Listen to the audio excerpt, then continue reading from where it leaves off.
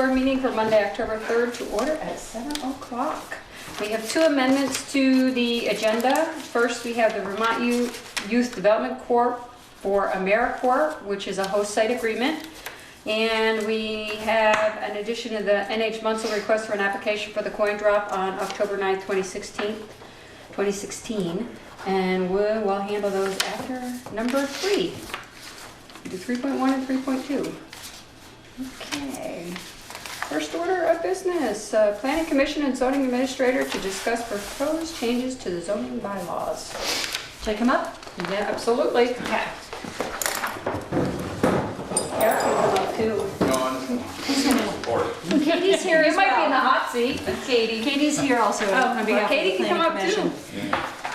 I'll be there if we need her. So we have our hearing tomorrow evening on the proposed zoning regs document, which each of you have a copy of, and I hope you've read it and have either questions or clarifications or input.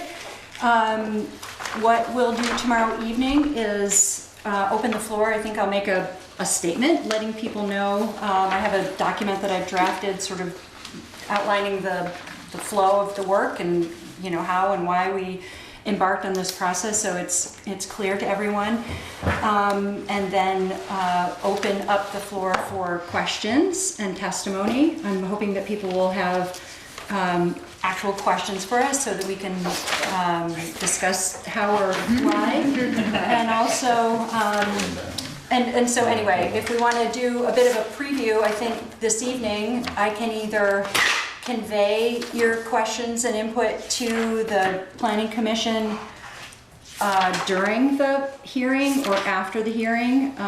We have a regular meeting following the public hearing tomorrow night, and we plan to discuss the input. We have a second hearing coming up in 2 weeks on the 18th on the town plan.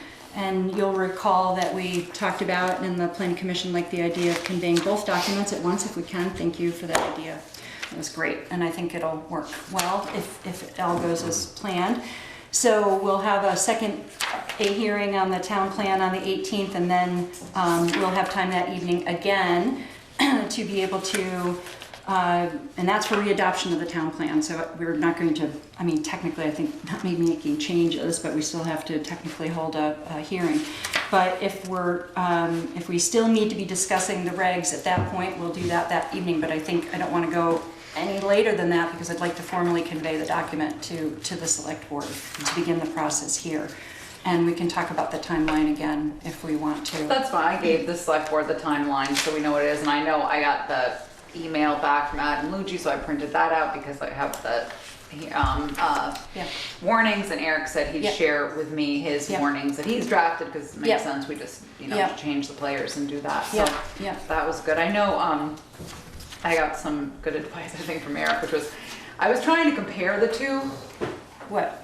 Zoning regulations, old and new, and finally Eric was like, no, just read the new ones like a new document. Yeah, and it's because I was totally in trying to different figure order. out what, and it wasn't really working. Well, if it helps you to know, we have incorporated everything from the current zone. We haven't left anything out. Right. So that's one thing I think is of interest to people. It's in a new order. That's the whole point. One of the points of this redraft process was to make it a clearer, more user-friendly document so that people could more clearly know what to do earlier on in the document and have it flow. So once we had the opportunity to kind of redraft it in whole cloth, it's different than the previous document, which was sort of add-ons. Yes, once you have a absolutely, document, you just started adding on, Yes, and then the you're order right. changes.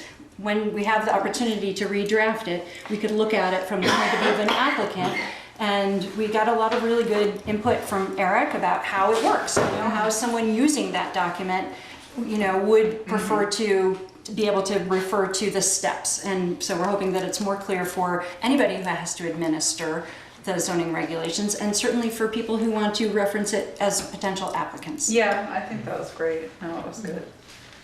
So I don't know, I'm assuming you're probably gonna wanna go around and see if everybody has individual questions. I know Peter has questions because Okay. he's already wrote them down, so. Well, I don't know if you know, it pertains to what I do, the two sections that affect me. One is noise and the other is extraction. Yeah. I don't know if I had intended to come tomorrow night, Did you? but if you want a heads up on what you're gonna hear Yeah. tomorrow night, I can do that now. Yeah. How much time do we have here tonight? Half an hour. Okay. And so I can answer as much as, I'm Yeah. speaking on behalf of the planning Yeah. commission, but I don't have everyone here. And No, we that's talked about fine. how we would either respond to questions and, we just don't know till we get there how it's gonna go. Okay. When are you gonna get? So on the gravel extraction, Page. Or section. section page 70, no, page 62. Yep. Where that is, the other end of it's here. Yep. Everything that's covered in 1 through 4 is covered by your Act 250 permit, and it's a lot more included but not limited to a full reclamation plan, stormwater runoff, and all of that. So I don't know if that part of it's redundant. The one that really bothers me is the 200 feet. You're taking a non-renewable resource and you're What number? Tell me, sorry, Number I don't have 5. the entire thing memorized. You can imagine. Okay. and by taking that 200 feet, Yep. I think that I don't necessarily disagree with the 200 feet depending on the location, but I think there should be an option left there for a location that would permit, and I brought visual aids. Okay. Just because I just paid a ton of money for a set of plans that, which, So depending on the site plan, Depending on the site, yeah. specifications. Something similar to a conditional use. yeah. I mean, I think if you start out and you just say you can't go within 200 feet of line, now this is an existing permit, this is where we are now, this is what's open now, this is the property line. And This then- is your own property? Yes, Yeah, okay. So this is our new plan. Yeah. Which ends up with us grading right out to the property line and eliminating this whole ridge. Currently this ridge is here. If we were to stop, now we're about 200 feet from the line, and we've got basically what you don't want. We have a pit. Once we go out through here, we'll come out to daylight and it'll end up graded off like all of this and all be metal. So I just think that, like I said, Well, I'm you're not. much more of an expert in this than I would be. So I'm not necessarily opposed to the 200 feet being in the document, Yeah. but I think that, there ought to be, So these would be conditional permits no matter Right. what. Right. So I wonder if adding language that says, I don't know, pursuant to conditional use review, depending on the site. I mean, what I don't want to, I think what we've I don't- tried I hard not don't- to do is say, know this, but, I don't want when you to you say you test can the go, model. I don't want you to say you can go right to the Right, property line, right, because right. there are certain times when you don't want to go to the Right, property right, line. right. But in a case like this, you end up with an area of material, it's a non-renewable resource, you've already permitted the extraction. Through it. To leave that 200 feet seems like a big waste. Yeah. Could it say something to the effect that if removing the 200 feet improves the condition of some, looking for some Well, I language think there, because that'll make it all one smooth. Yeah. And Well, not a there- pit, as you would say. There are other areas like our other quarry, where there's nothing there, and there never will be anything there because it's ledge beyond it. So that's why this 200 feet concerns me. Right now, we have about 4 acres we can use there, and we're done, and we've got another 20 acres that could be, if we. So the concern would be extraction operations in sort of tight quarters, would you say? Or you know, like think about not your project, but someone else's project. Right, well, that's what I mean, if you, Right. say there's a house sitting right at the, 25 feet off the property line. In a case like that, I think that it would be good to have a little bit more consideration on how the end product was, as opposed to letting it come right to the line. That's why I say I'm not opposed to the 200 feet as long as there's something there that allows the applicant to pursue the use of that 200 feet. If it doesn't, what's the phrase you use? Well, maybe you could Undue adverse effect to the Right. neighbor or whatever. Right. You could start by saying, say 200 feet, unless, The project, the site plan. I have it. Conditions Yeah. require. And I'm sure you guys will come up Right, with some right, great right. language, tomorrow night. You probably not tomorrow night, But but you've done a great job, maybe after so the I'm sure fact. before Okay, you thank will you, come up with okay, something. all right, thank you for that. Unless it doesn't leave adverse. Yes, It does right, not right, leave right. adverse Right. effects to adjacent property owners Yeah. or overall. And then number 6. Number 6, a little. 6. Six also. Which is no power activated machinery, sorting machinery, and that within 300 feet of the property line, or 300 feet of road or property line. The state has changed their noise rules. They're now figured at the residence, and they're very strict. They're 55 decibels with no exceptions. The only way to exceed that is with an easement from the property owner. So I don't see that the 300 feet is really is it duplicative to have it? I mean, is it, well. And the other part that confused me was that it said no power activated sorting machinery or equipment. If you're gonna let me go within 200 feet, Yeah. I've got to get there with some sort of equipment. So I think that something needs to be clarified there. I will tell you that it cost me $12,000 for a noise study. The people never set foot on the property. I had 5 houses that I had to get noise easements from. Had I not been able to obtain those easements, I wouldn't have got a permit. right, So it's not like it's the Act 250 process is very brutal. Everything's gonna have to go through Act 250. Maybe we Right. should mention. How about no permanently installed power activated sorting machinery? Well, none of it Well, is. nobody would. Yeah. You wouldn't have anything permanently Well- installed. Well, here's my question though, like you were at the firehouse and didn't you have your equipment over there Yeah, to but to that's shift different. and stuff?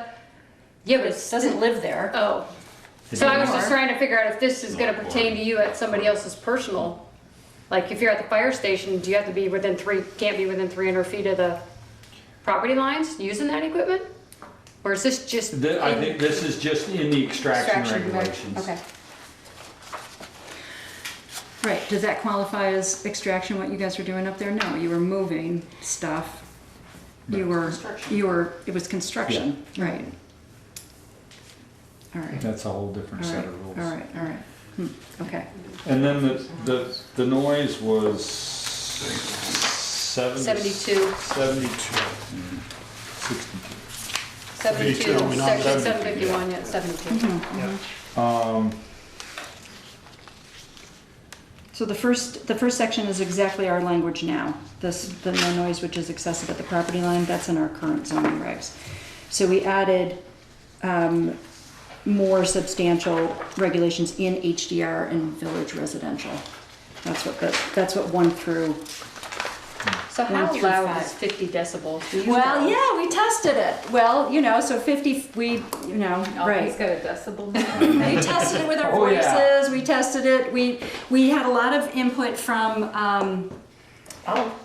the organization in Montpelier that advises on noise regulations. And 50 pass it down to her. Yeah, Just so let I'm her- loud, right? Just let her listen to us as we talk. Right. And we got a much more accurate one, and this is really close. Right. So, I just saw that say 75, that was Just went- 75 Yeah, decibels. the average, from the right average here. conversation is, So, Okay, Peeker, It just went blank. it went blank. so we talked about, I wish I had the background. I don't have it with me. I might have it in my pile here, but. Well, I'm just thinking 50 decibels does not seem that loud. 50 Well, and it's meant at nighttime, so you see that this is sustained nighttime noise should not increase above 50 decibels at the property line. Okay, when you So say- very specifically, Okay, when you say nighttime, yeah. you might want to specify, I mean, is that 7 o'clock when the sun Well- goes down, or? does, I mean, I'm just, I know, so part of this, I mean, just the basic, you started to ask some questions before the Right. meeting, and, I think it's a legal document in that Right. it's zoning regulations, but it is not a legal document like you use Well, every right. day. And so, without getting into the, what time is nighttime during which season, I mean, part of this is meant to give direction to a Right. zoning administrator or a select board at some point when it's important for someone to say, there's noise at my property line and I'm complaining about it, right? If there isn't anything for you to point to say, okay, we have something to help remedy that, here are some regulations that offer guidance. If you don't have that, it's much less easy to then effect change if you decide to do so. So this was definitely a compromise within talking about noise. We had input from some folks in town, and we did some exploration with this organization in Montpelier, which advises towns across the country. We had probably 4 to 5 different conversations about noise and trying to come to a compromise language on this. So I'm. well, I just, the one that catches my eye is the outdoor equipment. Yeah.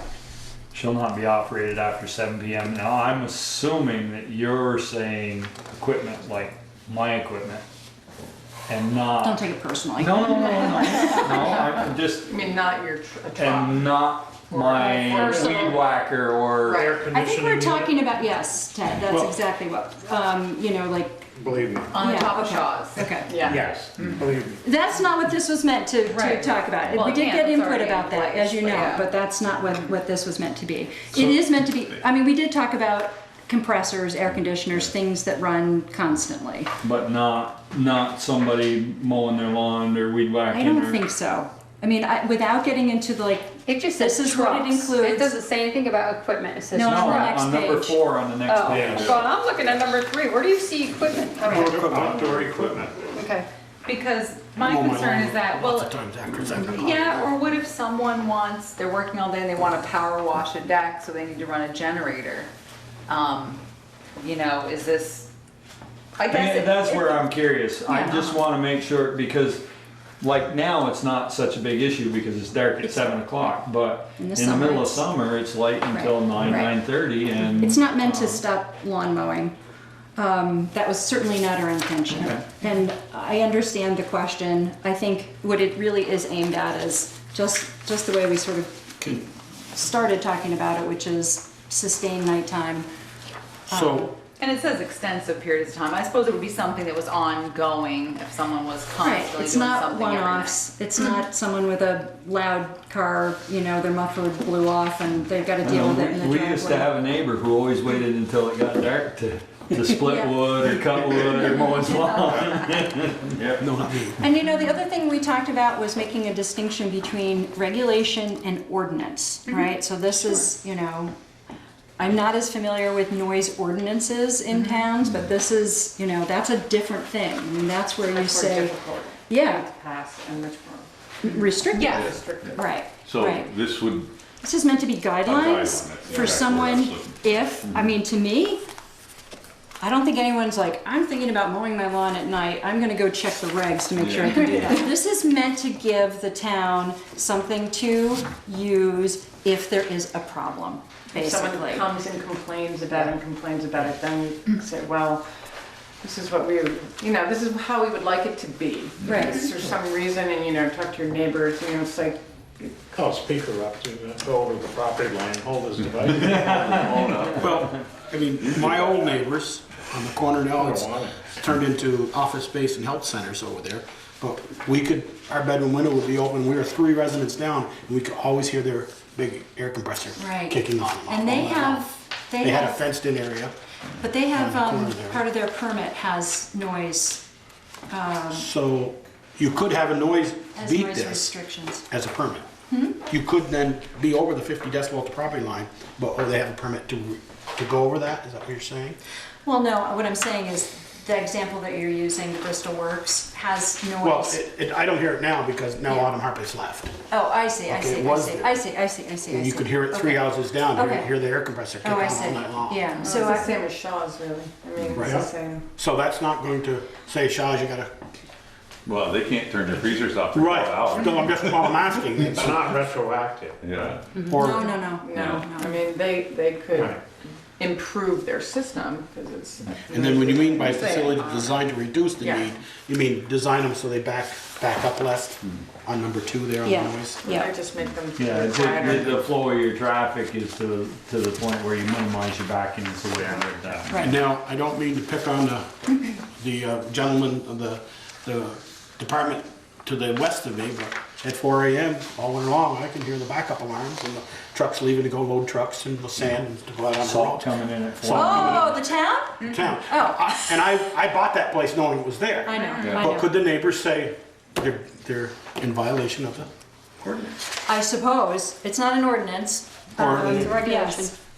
Well, that's every garbage, every Yeah. time. Right, Yeah. Well, because sellers where come I in. live, Delivery Yeah. truck. Right. we hear lots of noise, lots. And we do. Well, that's just why I'm asking, is Well, it, that's why I it's think subjective, and that's it's what. totally subjective. It is a provocative question. It's a fair question. It's not meant to prevent that. It's not meant to be a completely quiet town. We live, part of what we're doing is also extending, village mixed into an area where we are encouraging industry and residences together. And so in order to have a baseline for a zoning administrator or a select board or a town administrator to be able to refer to something, to be able to find compromise. I'm not suggesting that, that you ignore it, Right. No, because we're obviously no, putting it forward. they usually get me up But it's so I can meant get to be, plowing, so. it's meant to be a framework for people for you guys to be able to understand, how to affect change. Sometimes you need something to be able to hang your hat on when you want to suggest to either a property owner or to a business owner to make a change. And if you don't have something to start from, I think that the language we have currently, which is this very first sentence in the section, gives you something, but it's not very specific. so and I don't mean to pick on him, by That's no okay. means, is Tad's Automotive, his Mm-hmm. hours are 6 to 6. And it's getting to be tire season pretty soon, where he's a one-man operation, goes in, change tires, and there's nothing any louder than an air compressor and an impact gun, changing tires. Right. If he's got the doors open still, from 6 to 7, is he in violation? Probably. But I hate to cut him. I would say that, unless someone comes and says, man, that's really driving me crazy. He's shooting the sound out that way. I'm just using that as an example. To me, if the door's open, you do have an option to shut Close the the door, doors. right? So it gives you something to But if the- negotiate with. if the It's sound's not meant still to at- stop that from happening. If Right. the doors were closed and the sound is still, his property line is probably 10 feet Oh yeah. from that garage. Yeah. So Yeah, and he's in. could he not be in Well, violation? he's So, in. no, He's in ROC, which is like one property line away from HDR and Village Residential. So this is very specifically about high-density residential and Village Residential, which you're in, high-density residential. You are not, right? Yeah. Peter, do you have some questions? Do you have a few questions? I did have just a question about the conservation thing. So if you own less than 25 acres, you can build nothing on that? No, you can build one. You can Here, help me, what is it? Non-conforming small lots can be used just as if they were a conforming lot. You just can't subdivide it anymore. So if you have a 10-acre lot. you can Meaning build a house on it. pre-existing, that's what Pre-existing yeah. non-conforming. Okay.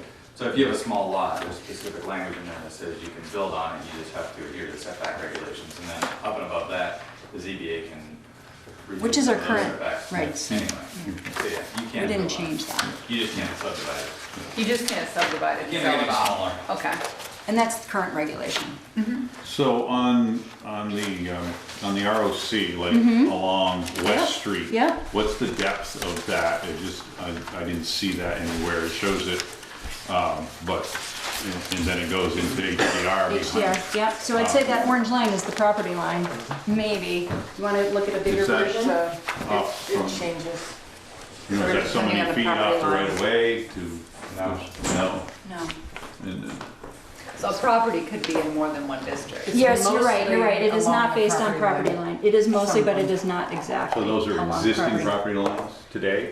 No, No. so you can see, yes, Yes, so this okay. is, as much as, I believe, based on a tax map from the mid-nineties. Okay, I can see Yes. it now on the bigger Yes, one. Yeah, yes. okay. We didn't Yeah. change that line at all. That is the existing sort of north line of the current ROC. We didn't started change that. to, and then we realized we were going, in some places, like Martin's back lot went way back. And so then we were bringing like a higher density way down Liberty Street. And we decided that wasn't what we wanted to do. So we kept the kinda line went with as the is. original. So commercial there's different levels of commercial I see in there. There's C1 and up to Yeah. C4 and Yeah, C5. yeah, which we developed for the first time. Yeah, That is new yeah. here. What is the density of the village residential? What do you mean density? The housing, it doesn't give a, It is in the Is it document. 12,400? Yeah, it is in here. Yeah, 10,000 or 12,000 square it's feet? right on page, Yeah, and the setbacks are there. yeah, hang on. There's only one commercial zone here, but there's different uses inside Yeah, the commercial zone. So Page it's- 22, Peter. I'm Page just 22. Well, the ROC, I mean, commercial, Okay. that's just, can be very confusing. Okay, commercial is commercial. Right, and, residential office, commercial Yeah. versus commercial. Yes, Yeah. so your question about density yeah, in village, It's sorry, 10,000. high density residential, Page 22. yeah, No, he said village residential, so page 22. which is different than high density residential. So village residential is a new zone that we've created to the north and along the east, which adds density where this used to be, I can go over some of the changes if you want. It used to be RA5, RA2, so RA2, it yeah. allows for That's more density here, different from high density residential, which we didn't change. That's what this is, high density. This is a newly named zone, a newly, What's in that, how many? As well. This is it as well, down here. Right. yeah, down here And a as little well. band here. So it's less dense than the one there. So in other words, tell me if we're getting off track. One of the things that we wanted to do was to be able to, within the village planning area, right, encourage density, encourage more density, and in particular in areas where we believed there were traditional development patterns, like sort of radiating out from the HDR essentially and up here. So we're encouraging higher density. This is an area of town where we could We- encourage more residential development I essentially. think we asked the last time around, Yeah. the same question was, what are you figuring for a lot size? And you said at that time, you didn't know, and it looks like here So here we it's are. 10,000 square feet. Right. That's for the patio? No. Yeah, that's for this residential. Yeah. For this sort of lighter blue area, the new. The minimum size is 10,000. Minimum. Right. Yeah. So what is the HDR then? Okay, let's look it up. I thought it was the It's 10,000. on page 21. HDR, Also 10,000 square So feet. they're both 10,000? Yeah, The density's different. So Right. Density in HDR is 4 dwelling units per acre, and the density in the VR is Two dwellings per. Oh, okay. So the size is the same, but the density allowed on is different. What's the reason that this is surrounded by high density? This is the Bristol Works area. Oh, okay. This is Oh, currently. this is Pond Street. Okay. This is currently what is called the mixed zone, Okay. and we've continued to keep it. We now are calling it village mixed. This is currently mixed down here as well. I can look at the current, and this is proposed. We absorbed the municipal zone into village mixed, and we extended village mixed down this way. Which includes the business, Yeah. industrial. Yeah. And this is Lover's Lane? Yep. Yeah. No, No. that's. Oh, this This is Hewitt. Hewitt. Hewitt Road. This is Oh, Lover's that's, Lane. yeah, okay. Yeah. Mhm. Ted, you have questions? I had one, I got an email regarding political signs, and I can't find any reference to political signs. Because we took it out. Yeah, okay. Done. Because it says page 73, Yeah. states Bristol songs Talking about about political signs. signs. We took it out. Well, there is stuff on signs. There's It stuff doesn't on say- temporary Oh, there's a signs lot and of stuff on signs. signs. Yes. This has to do with political signs. Yes, we had to take it out. And so say goodbye. Yes. So glad to hear it. Joel? Okay, I did talk to Eric about my boogaboos, and it's down at the Four Corners, and I sat down there, and I have friends who live right on the corner there. I don't understand the logic of the goal to think that, I mean, I agree with these three corners, and I think, to think that you're gonna put a 5-acre or 2-acre home in that area to hear that kind of traffic from the Four Corners, I just don't Is see the that logic what's why. on Custom Rug right now? Right Joel? It's across right the there, street, right, yeah. exactly. It's right- And it's why right there. this didn't Yeah. be considered like the other three, and then start making it residential this way. So this overlay zone, this new Daniels Four Corners overlay is fairly recent. It came after we finished our zoning deliberations for the whole town, okay? And after we finished the village planning area. We talked about this area. Let me look at I'll show you the bigger version.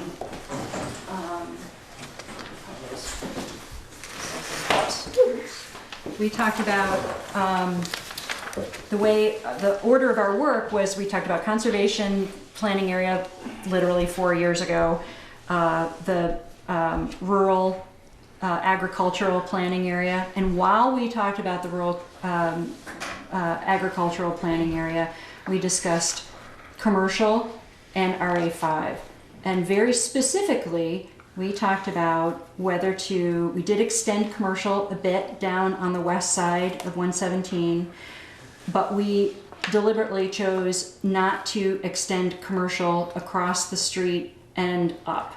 So it was less a conversation about the Daniels Four Corners, it was more a conversation about not making an amendment to the current zoning, which is RA5.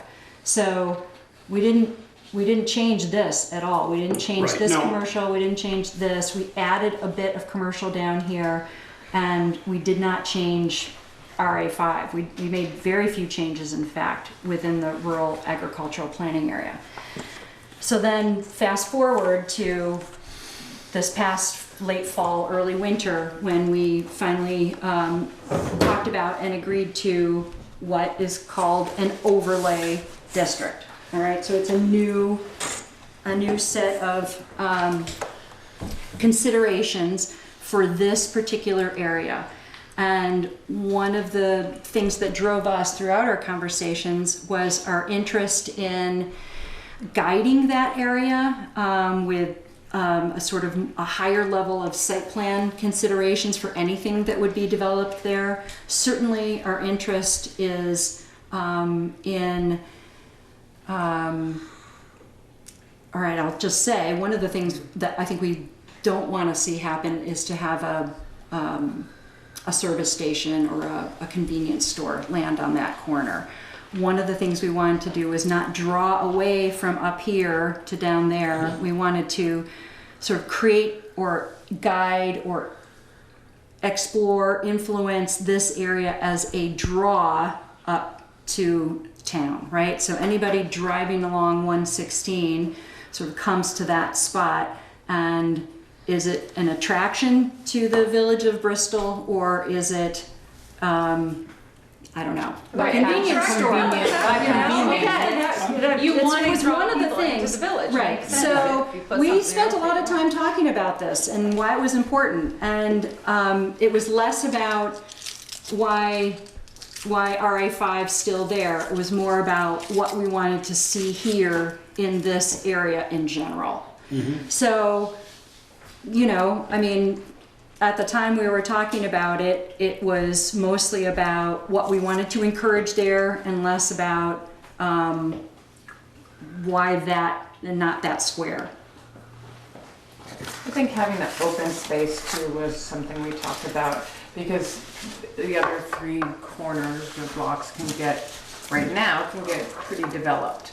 And are currently zoned commercial. Right, and they have buildings and they're developed now. That is a big field. Right. And we're not changing that. We're not encouraging, we're encouraging growth in other places, but it is kind of nice to have that, it's attractive. Well, this is a big field too. Right. With actually less potential for development because it's got more, it's the lowest spot of all three. This being the second one, this one we know is developed, which I think is very nice, attractive. Yeah, I don't want to see a huge 10-bay service pumps there and Right. big convenience store, but I don't know if being 5-acre building lot for a house there on a busy corner, I mean, That's what the it is traffic now, never, though. That's what it's been. right, but the traffic never stops there. I mean, I don't know whether that's my. So your question is about that square, or is it any No, I don't want to see it come extension? up way up to here, just square the square. I guess, that would be my thought, why it wasn't squared up. Well, it was less about the overlay and more about the continuation of this existing zoning boundary, which we didn't change. My understanding is you added more. We added more More uses, commercials. potential, Exactly. but with the overlay, it eliminates the possibility of the underlying conditional uses in an overlay, which is different than the overlay which is on Main Street for the design review, and the overlay which is technically the flood hazard zone. We technically are we have two in existence now, overlays, and we're proposing a third there. I mean, I agree with some of that commercial stuff not being, the convenience stores, Yeah, yeah. Dollar General, or those types of things. I don't want to see those there. Yeah. But I'm thinking of what if Ed Burke or somebody at Rockydale Gardens outgrew their spot and said, you know what, we want to put trees in there. We want to have a garden center that sells trees and shrubs and all kinds of stuff. Kind of complement this one over here. Yeah. That's all I was, Well, the commercial zone would allow a nursery, certainly. but not over here. Nothing over here except Right, housing. RA5, let's see, what's on RA5? Sorry, I wish I had it memorized. Dwellings, single-family, accessory dwelling, home occupation, home business. This was a conversation, we tested this model actually very recently. Group home, family child care home, accessory use or building, place of worship, and communications antenna. I'd say we wouldn't want to have there, but conditional use within RA5, except for that area, would allow for two-family dwelling, multifamily dwelling, farm worker housing, educational facility, cemetery, you guys can read this, community center, club, communications tower, catering, B&B. So you could have and all that inn. around there. Yes. But not here. Yes. The only thing you could have there is a Yes, 5-acre house lot right, basically. A group, yes, and a home business, and a home business. right. Or a place of worship. Yeah, and didn't Eric, you reached out to the owners, right, of that? Did you hear anything back from the owners of that's gonna go in the I've overlay? spoken directly with all owners except the one in that corner. I haven't got a hold of her yet, Denise. I've spoken with Razor since. Good. Okay, well, that's one of my concerns. And then, All right, under some notes. page 61, Yeah. 603 campers, Everyone has their own pet peeve. All right. yeah, but no, It took us 4 years to do this. I confirm to this, but some don't, and they can't do that. the owner of a camper may park it on his own property in the rear or side yard, provided the camper is parked behind the front face of the principal building. In any case, no longer than 6 feet to any lot line. That's number 3. Yeah, okay. There's some you're just not going to be able to put behind your house. Or to the side of it. And I just thought that was a little different. And then I had one on noise, and that one Glad Peaker. And so you guys mostly touched on that. I gotta go back to my index. 72. Yeah, but I gotta go back to, I got another one besides noise. Was on page 70. We touched on noise, so I thought we covered that well. Page 73, landscaping.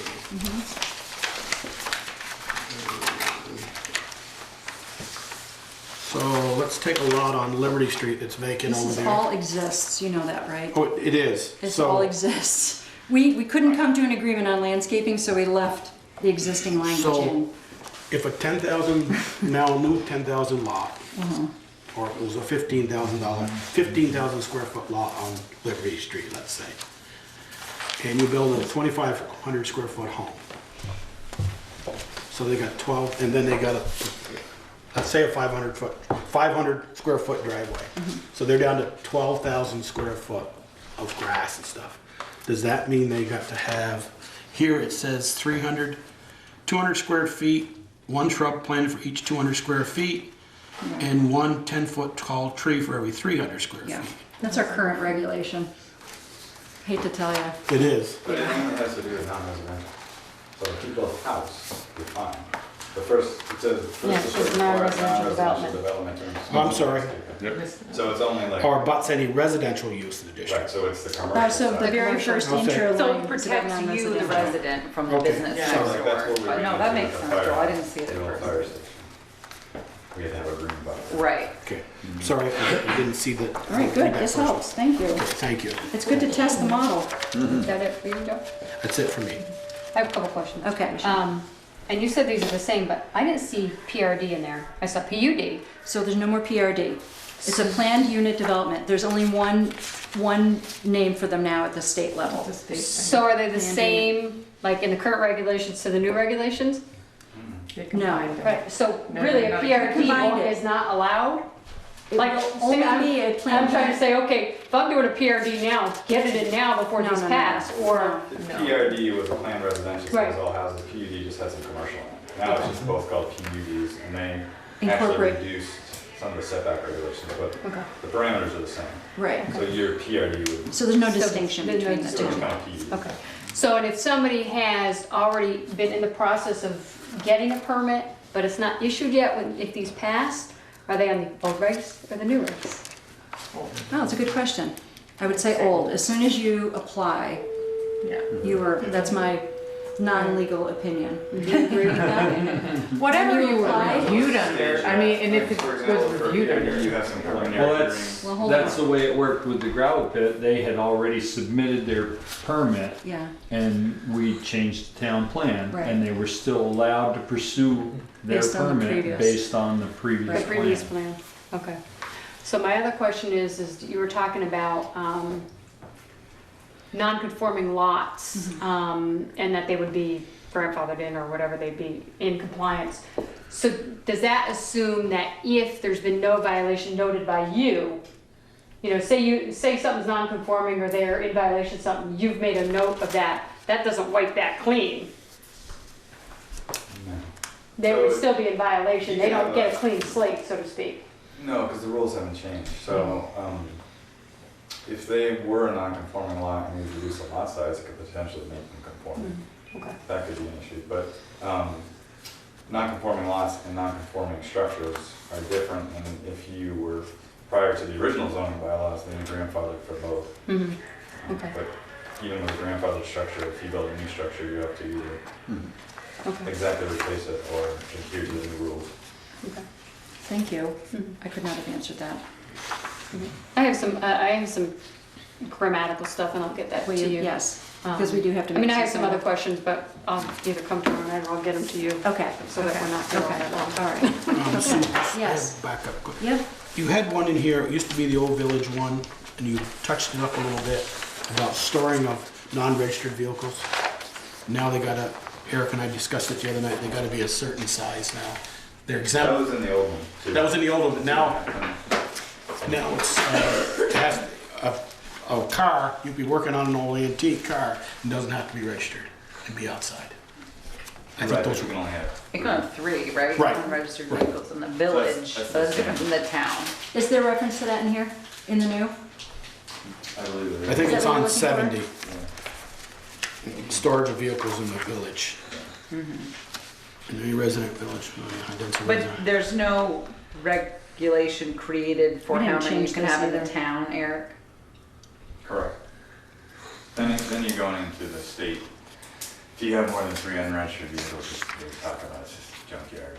I think these are our current. And those are the regs, state too. regs. Along That's the roads. state Okay, regs. that's the state road. Right. We didn't change everything. No, There's a lot we left the same. Yeah, but it's great that it's, Yeah. it's so It's a lot of organized. work, It's yeah. so So- much easier to, it flows. There's a So hierarchy in the we, type. you could have it all looks the same. on 2 unregistered cars, one you're working on in the garage, and you're taking parts off an old antique car, let's say, an old, whatever it's antique or whatever not. You could have that outside, and it doesn't have to be registered. Because that used to be a Eric, bugaboo. correct? There's 3, yeah.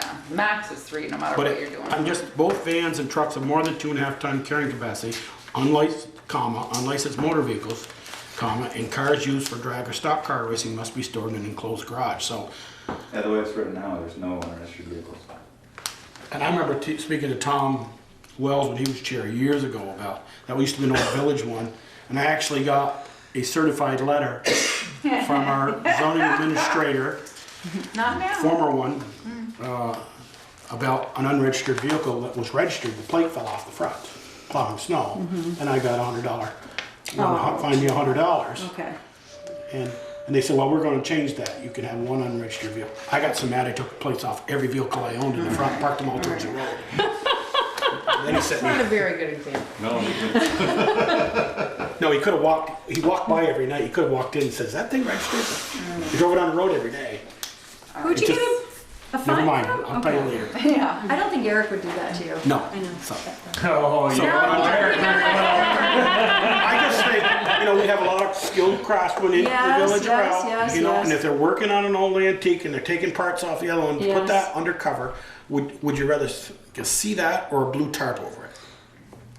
So in any village, in any residential district within the village planning area, including high-density residential, village residential, ROC, village mix, both vans and trucks of more than 2.5 ton carrying capacity, unlicensed motor vehicles, and cars used for drag or stock racing must be stored in an enclosed garage. So he's right, you can't have any unregistered So vehicles. mine can be, up where I live, you can put them wherever you want, as long as you don't have more than 3. In your zones.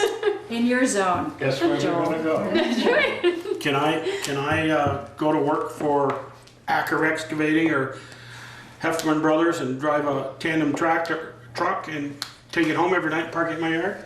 No, Huh? no. My livelihood, and I can't do that. Yeah, so maybe that's something they need to talk about. I understand I can't start it up at 6 o'clock, go let it idle, Well, then isn't that? but I can't park my school bus in my yard. That's what I was gonna say, is that? Can't park the school bus in the I yard? was gonna say, yeah, Lucy won't be If able to it's park her your bus there. occupation and it's out of Yeah. your home, then you have other parameters. I mean, I drove a bus for 25 years, kept it inside my house. Yeah, but it's not his bus, he works for somebody. Yeah. Well, it might be something you want to jot down, Well, so again- just look Write at it the down. old rules to the new It's- one and you guys can Yeah, talk about it. somebody complains because you're parking, a fuel truck that you drive to Champlain Valley, and I think we have some leeway, some common sense, so to speak. Thank you. Okay, so, Okay, all right. tomorrow Thank night, you. No, tomorrow noted. night, Yes, we have a meeting? yes. What time? 7. Here. Public hearing. Upstairs, upstairs in the Holly Hall? Yes. Up in You're the other hall? expecting a big Okay. crowd. I hope so. 7 o'clock tomorrow. Everyone bring a friend. Anybody who has questions, That's please right. bring them tomorrow. Yeah. Yeah.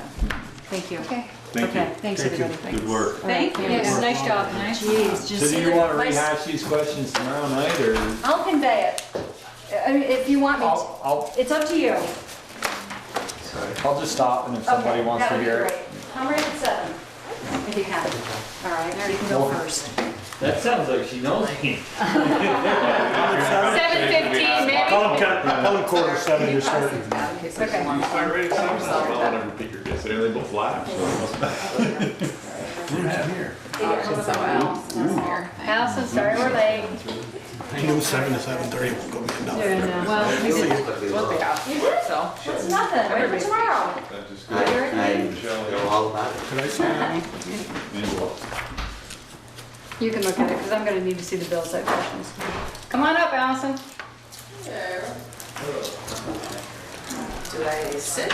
Yeah, you do, whichever you like. No, you have to stand. Everybody Stay here. else still gonna sit. Good. Might want to. Allison, do you know everybody or not, or? Go ahead and introduce yourselves, everybody. Start with Peeker. Peter. Peter Coffee. Ted Lilas. Therese Kirby. Michelle Burley. Joel Bouvier. Allison Sturdivant. And Steve Pilcher. And I don't know if you know, on the chair of the select board in Moncton as well. Okay, good. So you have the We'll floor, try not to hold Allison. that against you. Yeah. Well, I was going to say that you guys should take a look, having gone through the Supreme Court, as exactly when zoning regs take effect. I think that they take effect, it's either when the planning commission holds this public hearing or when the select board does, but talk to your attorney. We can vote on We it. are gonna vote on. I understand, but there's a time at which point they sort of come into effect. It gives you a little bit of buffer, so take a look. There you go, thank you. Sure. Go ahead. Thank you very much for allowing us time to speak to you. Steve and I are members of the Addison Northeast Supervisory Union Act 46 Study Committee. And we started meeting back in October after the legislature passed in May 2015 Act 46, which requires that we examine whether we should merge our school districts in Addison Northeast or not, and then what we should do. So the goals of Act 46 were that a proposed union school district would provide substantial equity in the quality and variety of educational opportunities, lead students to achieve or exceed the state's education quality standards, maximize operational efficiencies, promote transparency and accountability at a cost that parents, voters, and taxpayers value. So we started examining this back in October of 2015 and held many, many meetings. And in August, the study committee had a supermajority that made the recommendation that our 5 elementary schools, our secondary school, and our supervisory union all merge into one unified supervisory district. Because we feel, by doing that, analyzing everything that we did, that this provides the best opportunity for our students, our communities, and our taxpayers. All of you should have gotten a flyer from Therese. Do you want to add anything else before I open it up to questions? No, that's fine. Okay. So one of the questions that I asked Allison about before, because it had been brought up to me, was what happens, for example, Bristol is, as far as the Bristol Elementary School is concerned, is debt-free. But everyone knows that Lincoln is not, because they voted on, to do some work to their school. So Allison had explained to me that basically we take on that debt. Once we unify, we get everything, the good, the bad, and the ugly, right? So we get their debt as well.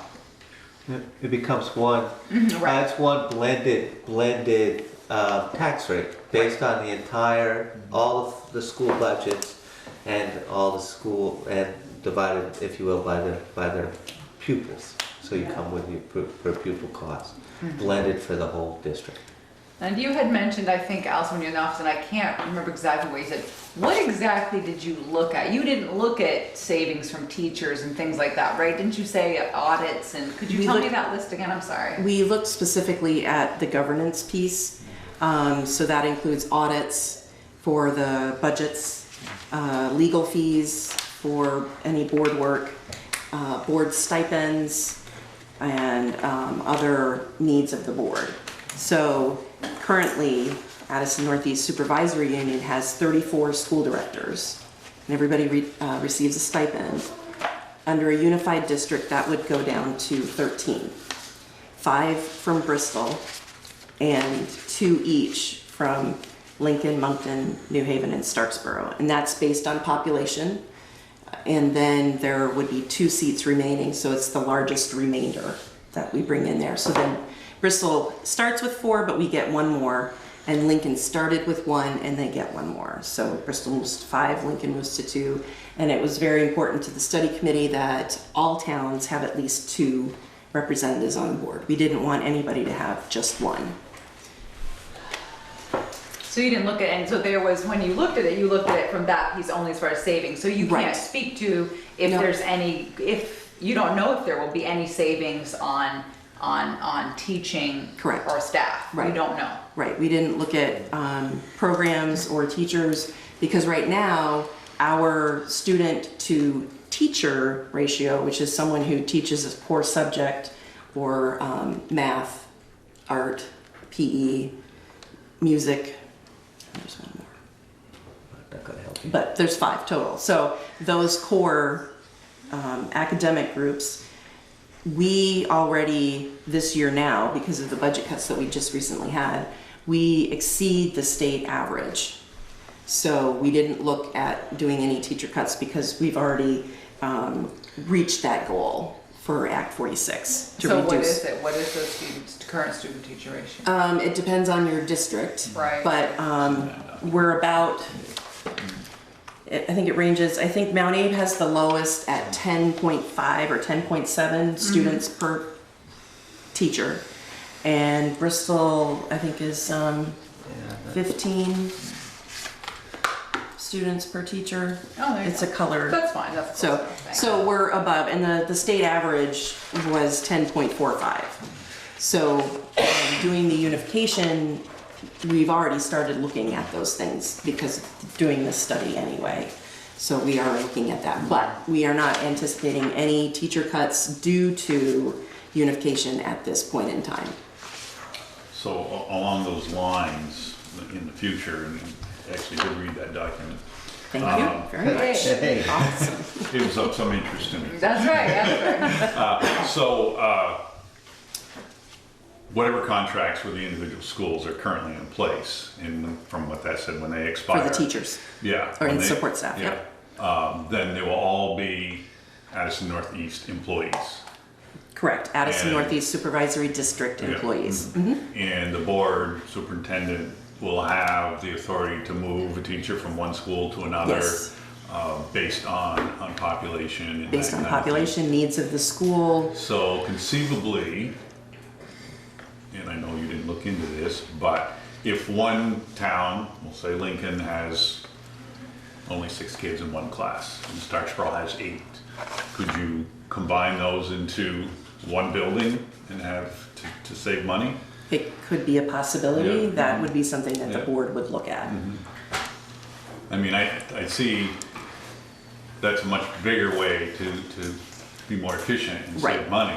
Right, if you have one class that has 8 students versus in one school versus a school that has 27 students in 2 classrooms, you can potentially even out that without hiring another teacher.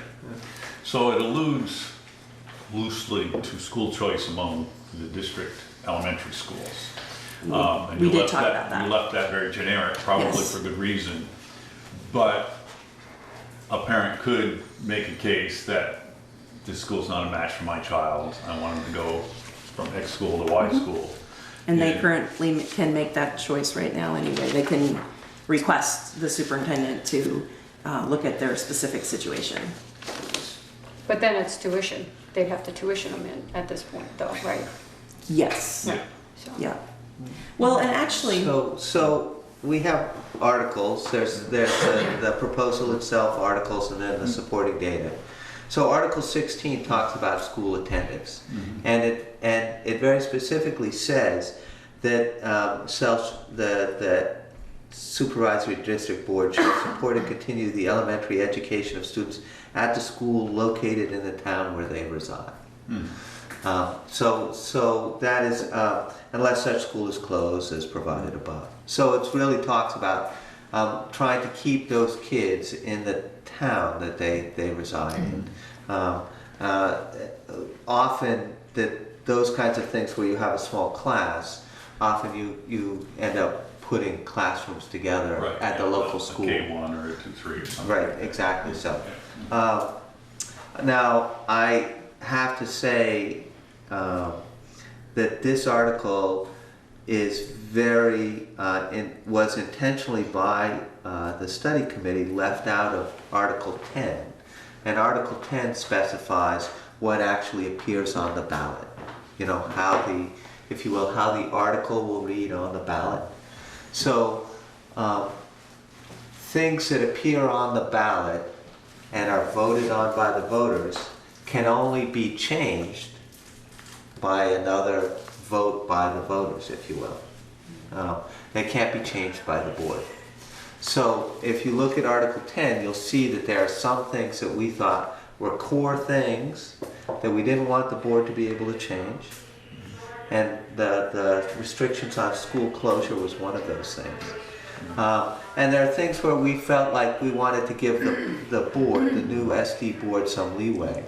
If, for instance, 5 years down the road, we, instead of thinking about having Bristol schools and Moncton schools and Lincoln schools, that we're starting to think of having 5 town schools and having 5 town kids, that maybe they want to allow people who are closer to the New Haven school but happen to be living in Bristol, that perhaps it's better to allow them to go to the New Haven school, etc. So,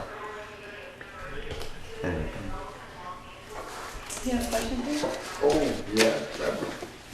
Excellent. If I can't see Ryan, just a couple of technical questions. Is the treasurer of this new entity going to be an elected official or an employee? It's a good question. I believe that the treasurer would be, they would be an employee of the supervisory district. Yeah, I would be absolutely opposed to that. Okay. Any municipal government entity should have an independent treasurer. I don't like these towns that are even hiring their own treasurer, because you're letting the fox in the hen house. And if it just enables, I'm not saying there's any problems over there or anywhere, the people are good people. But I believe it should be an independent person that does not answer to the superintendent and does not answer to the school board. Just because it is a government entity, that's another taxpayer protection. Will the accounting system, I mean, we're saying all these savings because we no longer have to separate costs, but I would hope that we would be able to analyze costs if each and every school, like Burlington can tell you this school, that school, and so forth, and we would want to be able to do the same thing. I think it's important that get carried out. and that is the plan. Okay. That is the plan. Yeah. The voters won't see school by school by school, because then that just perpetuates what we're currently doing. Right. But they will analyze it in the SU office centrally to make sure that programs and the teachers and staff and everything that's needed for a school Yeah. is given to a school, and maintains what needs to be done. So I don't sound negative, I think. Right, no, I understand. The superintendent exposure, openness is gonna be wonderful, and less school boards in many ways would be wonderful. I can see many benefits of this, but there's one that we've got to concede, and I don't care what everybody says, you don't have the same control as you do with a small board, but maybe that's, I thought I heard something about that there'd be an executive board on the school board to work with the superintendent, or was that just here? No. There's not. There's There one school currently board. is. There's one school board and then that's it. Okay. Right, and that's set up in statute. Okay. Do you have power, does that entity have power of eminent domain? I can't imagine, actually. Eminent domain is only given to, Municipalities. I Yeah. believe. Yeah, I don't think the school has that. It's not a big deal, other than I get nervous with what surrounds Mount Abe over there. I'd hate to see anybody go after that area. Although I can see some big advantages of it.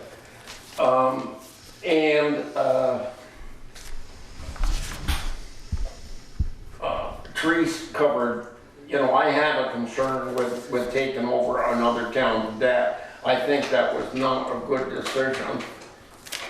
And we haven't decided exactly how we're gonna do that, if we're gonna split it 5 ways, each town gets a fifth, or if we're going to apportion it based on your student population. That hasn't been decided yet. But the debt will be absorbed, and then the new board will determine how that will happen. Are these local, whatever you want to call them, advisory groups or whatever, that will still School be councils. connected with the school? Yep. Are they a PTA or are they a semi-school board? No, they are not a semi-school board. They have an advisory capacity. Okay. They are not elected, and they have no voting authority. Okay. So, local control with your local school board was a major concern, loss of that local control. So we built in that the school board, the new school board, has to come up with some mechanism, whatever that is, to ensure that the community to school relationship continues. And the goal is to actually improve that and enhance it. So with the local, say a local school council, that will be essentially what we've got right now.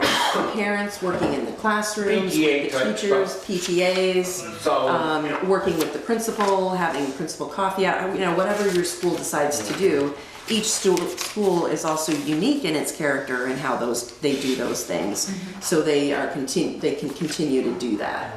okay. But they will not have the authority to hire a principal, but they will certainly be involved in the search process. And they won't tell you the superintendent or the school board? Absolutely not. Yeah, No. okay. And so hopefully the budget process will be a lot more streamlined as well, because you will be dealing with only one school board. And that goes to the Australian ballot voting. Yeah. For Bristol, it's not a concern because we don't vote from the floor, but Starksboro and Lincoln do. And 70% of the 5-town residents vote by Australian ballot, and we didn't want the budget to be held hostage by one or another town that is able to vote on the floor. So it all has to be done by Australian ballot. If this gets defeated, what is the plan? I've heard a blackmail statement that, the state will decide it, it'll go to them. Are you planning to continue trying to shape up what the problem is, what it takes to get it passed, and continue working, or would in fact, here the state, I guess they don't want to pass it, you tell us what to do. So our goal is to have it passed. That's our recommendation. We're recommending that we do this merger consolidation. We have not talked about come November 8th at 7:01 p.m. and it doesn't pass. what are we going to do? Yeah. Because we are still covered by a variety of things within Act 46. This study committee as it stands right now is disbanded. They end. They no longer are in existence. If we merge, then it goes on to the new school board. If we don't merge, then it becomes a process of, do we create a new study committee? Do we decide that we want all of our schools to stay the way they are? Yeah. And put that justification to the Agency of Ed and the State Board of Education and see if they'll pass it. Our 5 towns are the perfect example of what Act 46 is aimed at. We have elementary schools that feed up into one single secondary school. We're all encompassed within one supervisory union. We share things already, and it's pretty much a given that the Agency of Ed would not approve, or the State Board of Education would not approve us maintaining as we are. So if it's decided by the people after this study committee that they want to pursue an alternative structure, whatever that might be, each local school board has to do the study that we have just done amongst themselves, and then decide if they have other districts that they want to join with. So Bristol has to do a study, and they could easily take what we've already done, but they still have to do their own study and submit it to the state. Lincoln has to do it, Starksboro, all 5 towns have to do it. And you're not obligated to accept another town into your district. So say Lincoln wanted to merge with Bristol, Bristol could say, no thanks. We're willing to do this on our own kind of thing. So you're saying that it will not be another group study?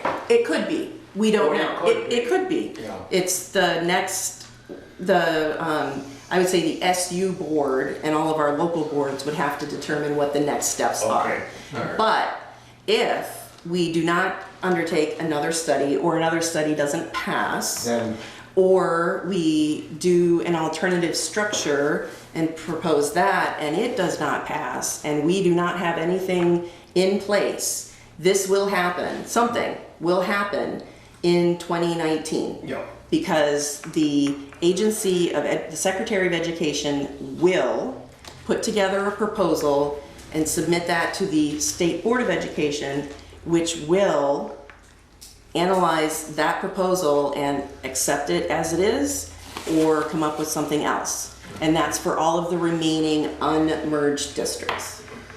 So it's hard to say what could happen. Yeah. We could have a study committee get put together and they say, you know what you put together was great, we're just gonna do it all again, and we could submit it.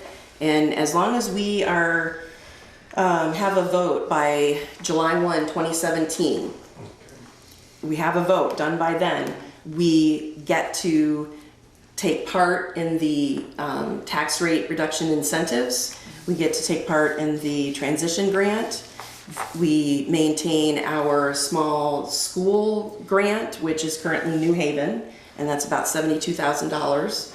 And we continue the hold harmless provision of the phantom students. We don't have much in that area, but it's still money. Yeah. If we have a yes vote by then, we do get those financial savings, incentives from the state, plus the $140,000. If we don't have that vote, we lose out on all of those things. And in the first year, fiscal year 2019, that's 8 cents off your tax rate. And in the first year, that's equal to $1,232,000 across the district. It's about $444,000 for the town of Bristol, for Bristol Elementary alone.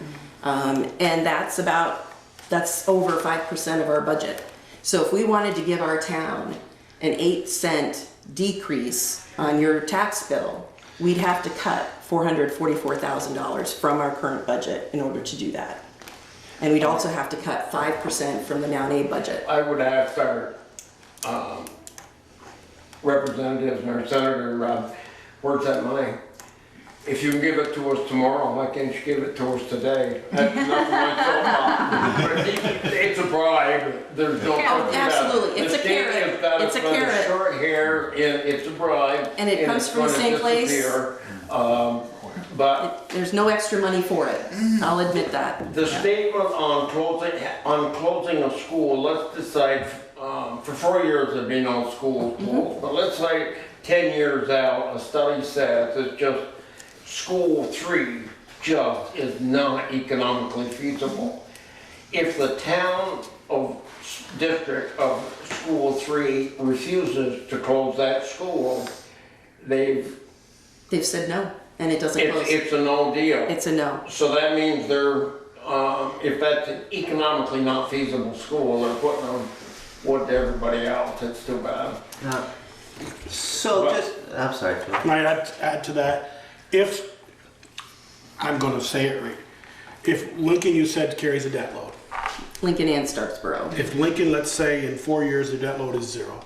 They pay, which it won't be. well, I don't know how many years. No, It no, might be they've got 10. 30. Goes till 28 Lincolns. Yeah, 28. 22. 2020. Okay, but in year 2028, and they have no more payment left, and they've got hardly any more students because they're going to be commuted somewhere else, let's say, as Peter's logic here. When that building is sold, who gets that money? To the town? Well, it's in there. It's addressed. Yeah. Okay, I didn't It read goes that back part. to the town for $1. Yeah. Right, So- town So essentially has first rate the of 4 other refusal. towns who carry the debt load don't get that if it was.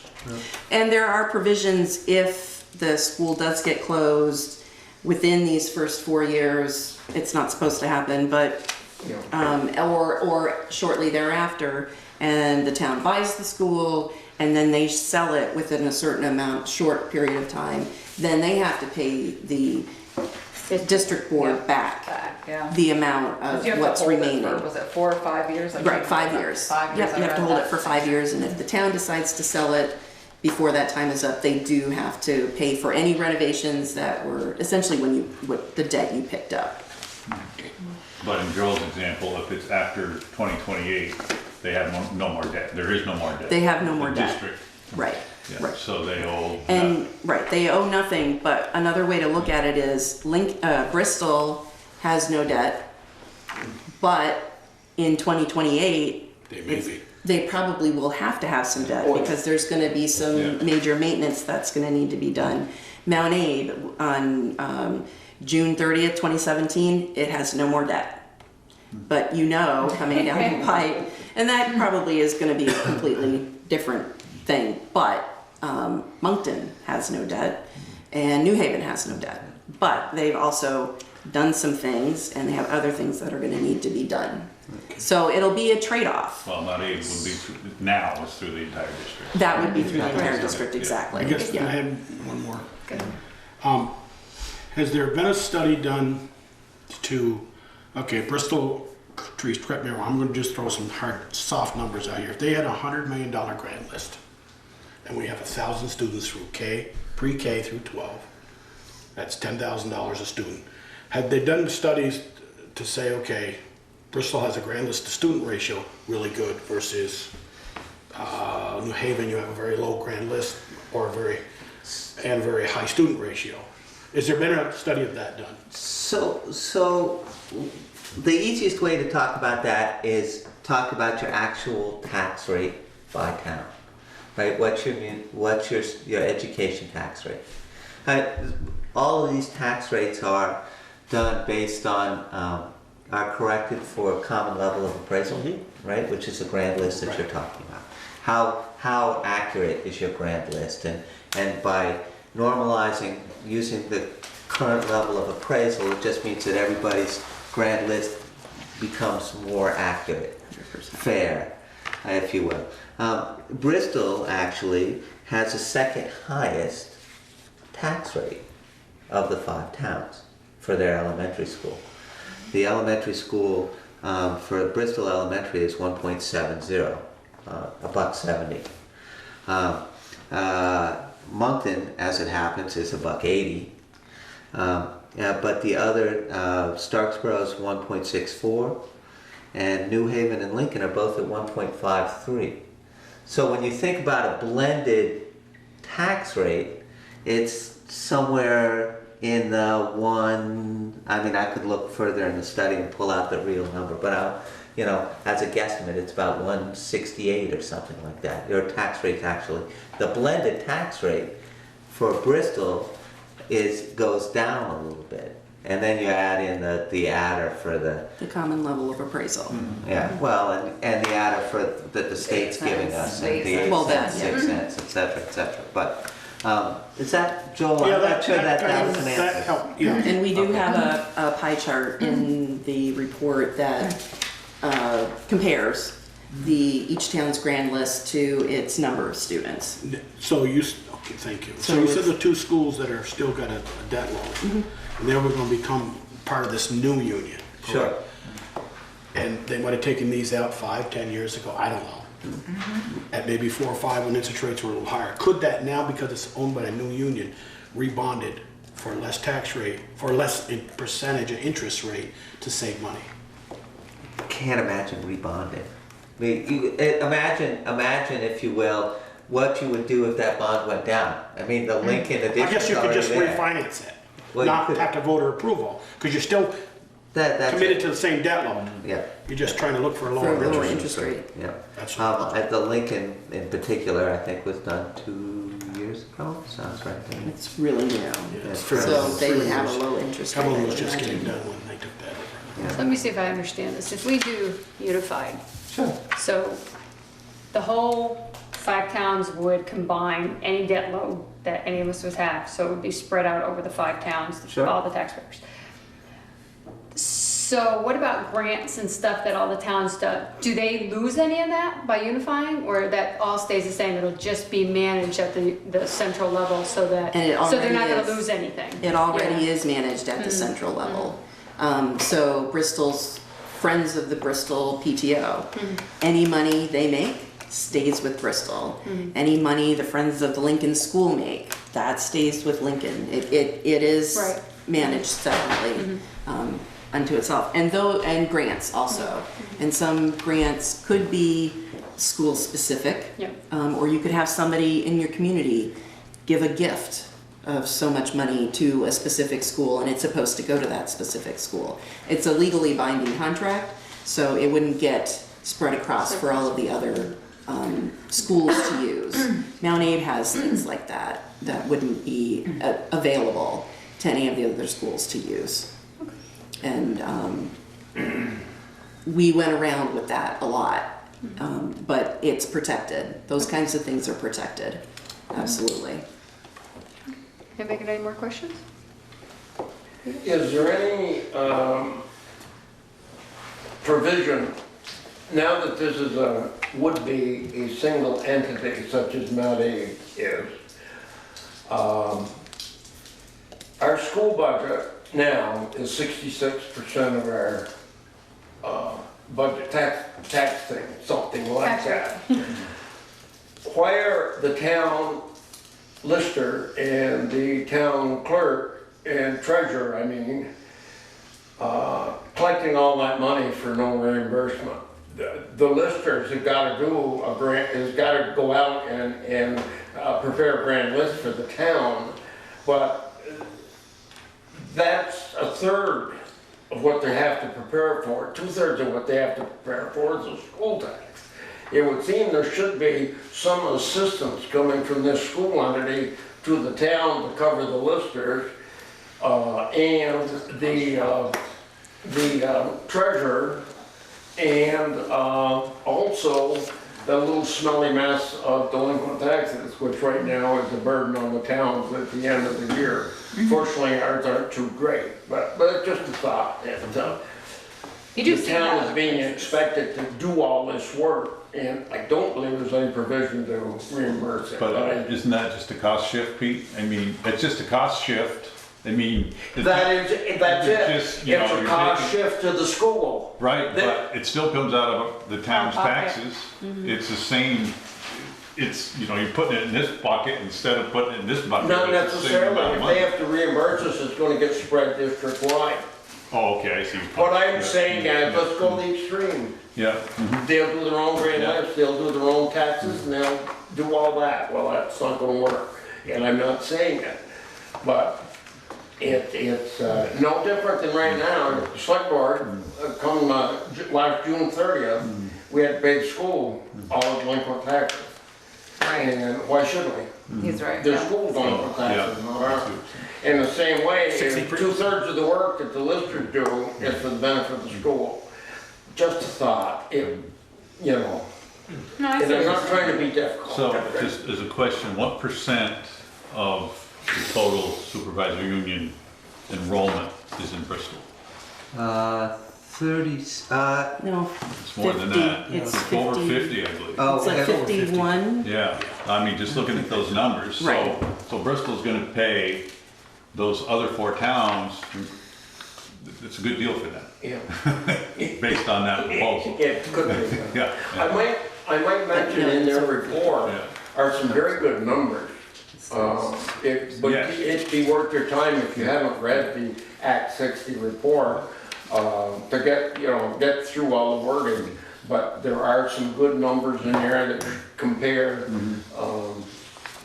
pupil-teacher ratio and so on and so forth. Sorry for hogging it. Well, that's why, because I did look, as I said, I looked at that and I said, wow, you're talking about incurring the debt of Lincoln. I said, well, that's a great deal for them, because Bristol's gonna pick up, over half of it. Yeah. But they're gonna pick up Ours- some of your tax rate. It's much higher than Bristol, than Lincoln's, Yeah, I understand what you're saying, right? but. Their cost per I- pupil is much less than Bristol's. Yeah, and yeah, but it's still, And part of that, by the way, Is that before CLA or after? that's after CLA. Those were those numbers that I just gave you. And before. I mean, I remember in the 90s when I was on the board, the elementary board for 10 years, Yeah. and we used to get requests every year from Bristol, or from Lincoln residents, can we tuition our student to Bristol Elementary? So, excuse me, bum lip. So That's all right. if you've got 100 students up there, and after 3 years, 50 of them are coming to Bristol, and Lincoln keeps saying, no, we're not closing. What is the provision? So Where is it? the worst case, right, this is back to that Article 10. If we came to a place where we're a supervisory district, we can't, and we've got the provision, it's Article 11, I think it is, that says the only way you can close a school is if the majority of the school board says you want to close it and the affected town. So if you got to a place where there's 4 students left in Moncton School, and you don't want to keep Moncton School open, and yet Moncton says that's a heart of our community, we're not willing to close it. Your only way to change that is to take a vote of the entire supervisory district and change Article 11. Oh, okay. And that's provided by state statute as Yeah, well. that makes sense. Right. So- but Somebody can bring a So there petition is to a the way. school Okay. board So and there would say, be we a think There would this be a way. vote failed and we think it should be closed, so then the entire electorate has to. Yeah. Okay. Okay. Anything else? I had a question on, rejecting a unification plan means a loss of small school grants from the state. What does that mean? I mean, in terms of you- dollars and cents. What is the quantity of the small school grant? It's about $72,000, and it goes to Well, that's New only for Haven. New Haven, right? Right. And it's only for New Haven because they're considered the only small school in our Yeah. district. Okay, because it sounds to me like an arm twisting effort, and I was just wondering how much of an arm twisting effort it is. Well, and if New Haven was to lose that $72,000, that's a significant chunk of their budget. If they're forced Why are to those two things tied together? unification Unification and the small Because that's the receiving. Act 64. or That's the 46. Yep. 46. Act That- 46, that's the because result. if you don't merge, Yeah, you lose that, and it gets then there's the that's my question. the 3.5% hold harmless provision gets, I don't know, repealed or something by a state statute in like 2021. So by merging, we get to continue the $72,000 for New Haven. It's called a Small School Merger Support, or Merger Support Grant. You can call it coercion. You can call it incentives. Twisting. Well, it is what we have. The state legislature did this to us. It's the state. They did this to us, and this is what we've got. So we can provide some opportunity for our taxpayers, and we are not looking at it as a financial boon. We know that's not happening. That's It's for 72,000 for just the year we were. nope. It gets maintained in perpetuity until the state repeals it, Well, or it's Which no they longer could. a small school. or it's no longer a small school. Well, that's why I'm gonna go there. Once you merge all 5 elementary schools, it's not a small school anymore, is it? They're still individual schools It's still right. It's still an elementary Okay. school. All right, I see where you're coming from. until it gets closed. And, right. Hopefully it doesn't. So Okay. So our goal is that this is the best decision for our 5 communities to make in terms of what's best for the kids. There are some inequities in terms of what students get from school to school. When they all go up to Mount Abe in 7th grade, there are big differences in what students have gotten in each of their elementary schools and how well prepared for Mount Abe I they think are. that is a huge plus. Oh, I think that's Absolutely huge Yeah. plus. So, but how's that going to merging the budgets? You're still teaching out of that Lincoln Elementary, Starkville? But the same board is setting up the curriculum for all 5 For schools. all 5. And we can backtrack what Mount Abe students need to graduate with, backtrack that to 8th and 7th grade, backtrack that into the elementary school, and backtrack it into pre-K, so that hopefully we can improve the quality of education that our students are receiving as well.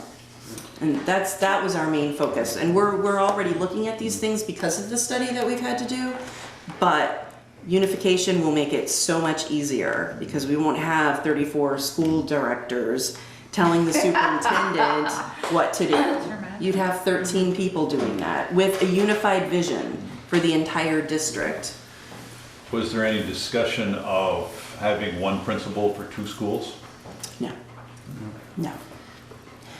And Not yet, we're Peter, not not there. yet. We're not anywhere near that yet. I mean, if We'd you've like got to 2 take, schools that have less than 200 students combined, right. it seems And, like a logical move. you know, who knows what the state's gonna come up with next also. This- Amen to that. You know, and hopefully they're gonna stop for a little while and let us absorb this and make things work the best way we I can. told her we And say a that all couple the of- time. A couple of other Skip a things year, too. let us catch up. I mean, Make it build on quick. Peter's question then. Next year, the Lincoln, one of the elementary schools principals moves on.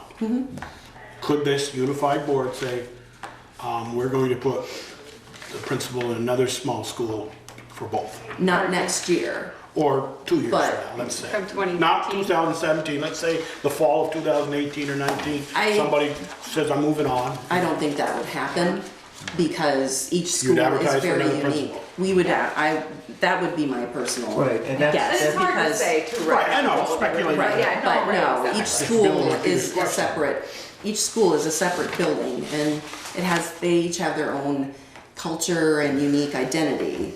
And we're not trying to merge schools, we're merging school governance. And we'll realize some tax savings, or tax incentives and financial savings by doing that. We're not merging schools themselves. But we are hopefully merging their curriculum and the overall vision and mission for the entire district to make the education equitable and of the high quality that we know everybody wants, at a value that the taxpayers who so very generously support our budgets every year at a price that they're willing to continue, that's sustainable for them as well. And we hear that loud and clear. Thank you. Thank you. Thank you very much. You wanna So take me vote on November 8th. a pamphlet, please? Yes. Jim, do you want? Did you need a copy of the report? I could probably get that online. Yep, You can. online. And I am running for the I saw new that. board Alright. as a Bristol resident for 3 years, sorry. And Chris Pearsall is running, for one of our other 5 seats. So we have 3 seats that aren't being run for at the moment. Okay, so you're looking. We're so looking for three people. more people to Three run. more people. Everybody's running the other way. But that's all full up. Moncton, I think, is the only town at this point in time that has a full full board. petition. Well, it would So- hopefully that people on the existing Bristol or Mount Aid board that Right. represent Bristol will Yeah, continue. and we because put they the word have- out for yeah, that. That'd be great. But if you know anybody else that would be interested, we certainly welcome that. But thank you again for your time. Thank We you. appreciate You're it. making If you your have any pitch to questions. the fire department, I think, too, as well? On Wednesday, Nice, yep, that's and great. the Lincoln Fun. Fire Department as well, and Nice. we're doing our best. That's great. Thank you. Well, thank you Thank so much you. for coming. Okay, public forum, opportunity for citizens who are not on the agenda to briefly share comments and concerns with the board. Peter, anything you guys want to say? Say anything you want to say? Public forum. Well, let me say this, You be nice. Get him out. Get him the hook. I look forward to joining you when your budget, upcoming budget work, I hope I can stick my nose in it, just to watch. Just a watch? Just to watch. I Really? don't say anything, you know. Yeah, right. Okay. Discussion and adoption of the social service appropriation policy. So it was, I think, made the changes that you wanted last time. But it reads pretty much the same. Yeah, it did. It was only a You added that little, small change. Yep.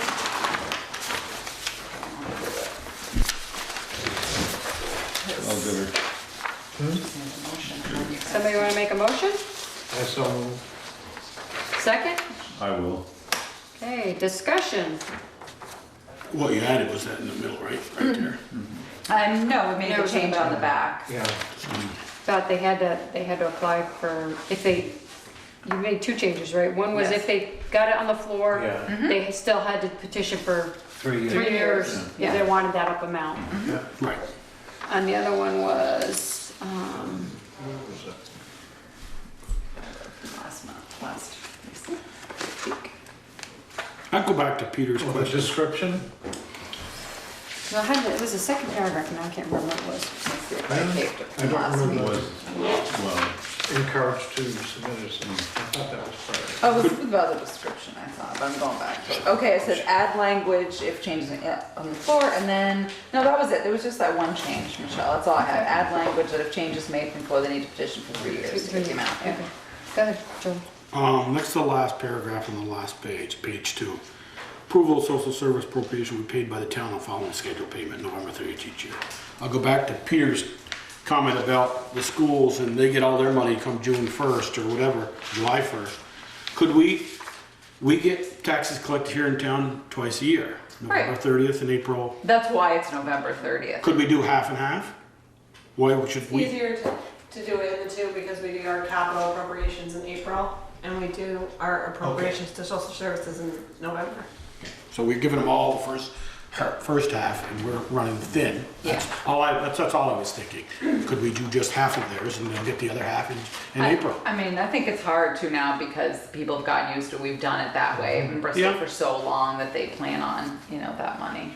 I think they budget for it at that time, so, and Jen's right, I mean, Just you've done a your thought. first collection, and a lot of people pay the full year taxes in the beginning too, so you do, November's it's a pretty good collection time. It's easier. Okay. Any more discussion? All those in favor? Any opposed? Motion carried. So, Michelle's gonna pass around the signature page. Okay, update on Rocky Road water line repair. Well, we're going again tomorrow. What happened was during the initial repair, we ended up discovering that the water main had a crack and it ended up breaking. So instead of just making the repair, we also had a water line break at the same time. So it just became a really bigger situation than what we had originally hoped for. But worked with Randy Snelling and he was great about assisting us with getting proper signage and everything. It looks like one of the joints came together. What's the word for that, Peter? It's like leaded?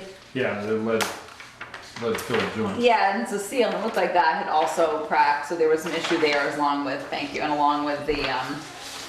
then, just like I said, then a crack in the water main. So it was, so anyway, so we're going back at it tomorrow. Randy Snelling, the state was great. Actually was letting us start at 6:30 tomorrow morning. I spoke with Chris Acker again today, and after speaking with Peter Bouvier, and we were really torn about how to do it. What we're thinking right now is, my last conversation with Chris, and I kind of left it up to him, was what do we want to do? Peter Bouvier suggested we try to pull it, and of course in a beautiful world, perfect world, we could pull it. We'll dig it and at the curb stop and you know, but if that doesn't work, then we're gonna have to dig the whole thing. And I just left it up to Chris. Neither one of us has a crystal ball, and if it pulls, it pulls. If it doesn't, we're gonna dig, and we may have to take down a tree. And of course, because you're in a state highway, you have to be prepared to allow a 14-foot 6-inch vehicle through. And so it's quite the process. But we ended up putting people on a precautionary boil water notice. One home is without water, so we're lucky the neighbor agreed we could hook them from hose to hose so that the house has water. So that was very generous of the neighbor to do that. And but hopefully tomorrow, you know, we're gonna get in and get it fixed properly. In the meantime, we did find out it looks like the hydrant on Rockydale is not working, but I don't want to tackle that project right now. East of the break or west of the break?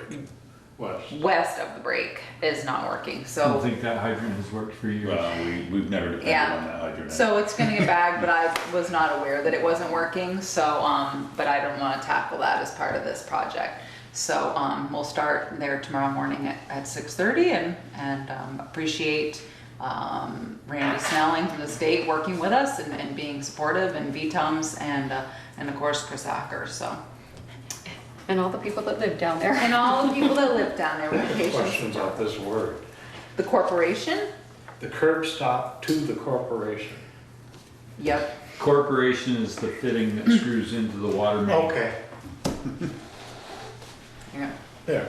So that's my update. That's my update on Rockydale. I didn't know that either. Yeah, don't need to. Okay. Vermont Youth Development Corp for AmeriCorps host site agreement. So this is, we have had an AmeriCorps, this is an add to the agenda. We've had an AmeriCorps volunteer for years at the hub.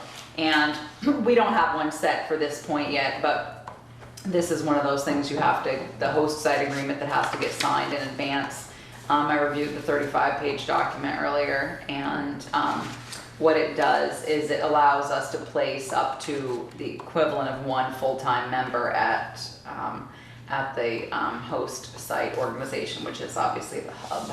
So I've looked it over. Obviously the supervisor initial, so Ryan has to review the entire agreement. He has to sign each page, and of course, you know, I think that Ryan currently reviews, and Brian would review any applicants, then he and Darla, you know, do interviews, and then it comes to the board for your blessing to bring in an AmeriCorps volunteer. So it's been a nice thing for the hub for many years. So my recommendation is that someone makes a motion for the chair to sign the host site agreement. So Second? Second. Any Is that- discussion? Yeah, that's all paid for by AmeriCorps, no funds out of town? Right, well, right, because what you've done in the past is there's a matching, but you've always said the matching has to come from somewhere else. Remember when we've done this before, they usually get it from Vermont Children's Trust or somebody else. So yeah, the matching has never come from town taxes, and that's always a motion you make when you guys hire somebody. So that's what Peter wants to say? No, Motion because to- we're not hiring We're not anybody hiring right now. anybody. They know the rules. Okay. Any more discussion? All those in favor? all right. Any opposed?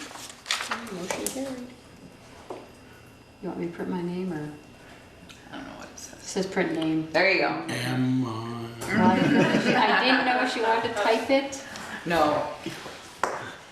10-3. 10-3. 10-3. Thank you. Okay, NH Munsel's request for application for coin drop on 10/9/2016. Well, I have a question about that, because I got two. Yeah, I talked to One Brett. from the town of Bristol Fire Department and one from NH Munsell Hose Hook and Ladder. So here's here's the situation. If you approve the town of Bristol Fire Department, to do a coin drop, then that money is going to come to the town of Bristol. If you allow NH Munsell to do the coin drop, then the money will go to NH Munsell. If you prove them both, they're gonna have to split it. Yeah, no. So I'm not sure I just got 2. No, he did, I talked to Brett about it, and I told him I was pretty sure it had to be NH Munsell if they wanted to keep the money. Right. And it has a little green X here on, oh, Joel. I have to sign it. All right, signature of after. I was Yeah. like, who is signing? This has been since we did it, because you're actually, you don't have to, not for NH Munsell Hose, Hook and Ladder. Signature, wouldn't it be Joel as the president? What does it say? It just says I believe attached so. I to said insurance. right. Yeah, we agree to comply with any and all participant and traffic sign requirements attached to the permit. Yeah, so you don't want to Yeah, sign it. no, that's Make you. it Joel Well, I was thinking it was this one. Yeah. I move we allow NH Munsell to have a coin drop. Second. Any more discussion? Just say the date one more time. Which is October 9th. With a rain date of October 16th. Okay, Right, Peter? I'll write that on there, Randy. Or did they have one for one date and one for the other? No, they Are you gonna do that, Joel? Yeah, we'll be back early. We Okay. leave by 10. didn't. So is this gonna be back in your hands by October 9th? The state, Yeah. they don't own that road, Yeah. right? Give it to me. I'll email. Oh, I'll All those scan in an email favor? to it tomorrow. Oh, Joel, Aye. can you sign that? Any opposed? Okay. I'll scan it to him tomorrow, Joel. Approval of minutes of September 19th, 2016.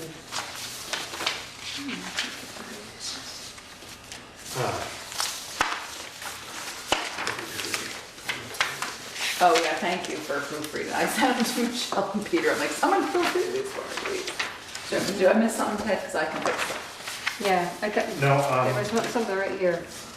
Have Have done done and and have done. done, and so I wasn't sure if that was supposed to be that Okay. way or. Outline some of the work they have done and had done. Well, it's poor grammar, but it's I got it. good.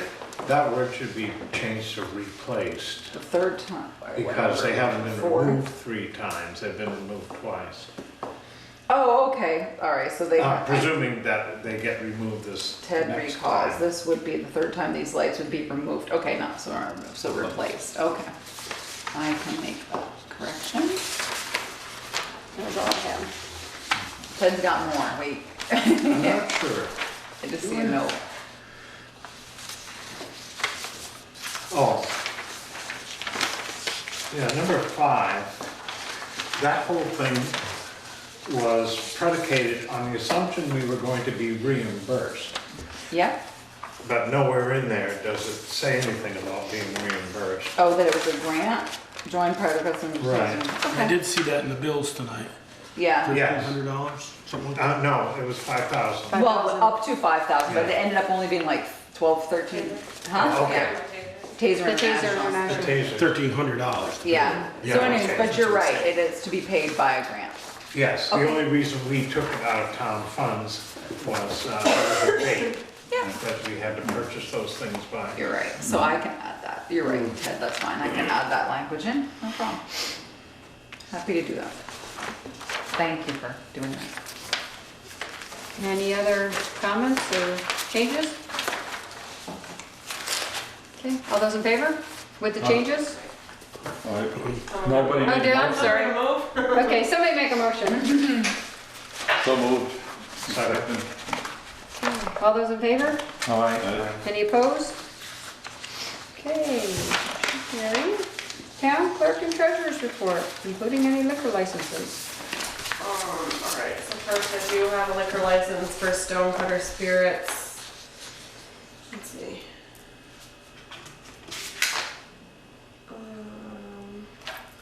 Let's see, offering. I was thinking that this was at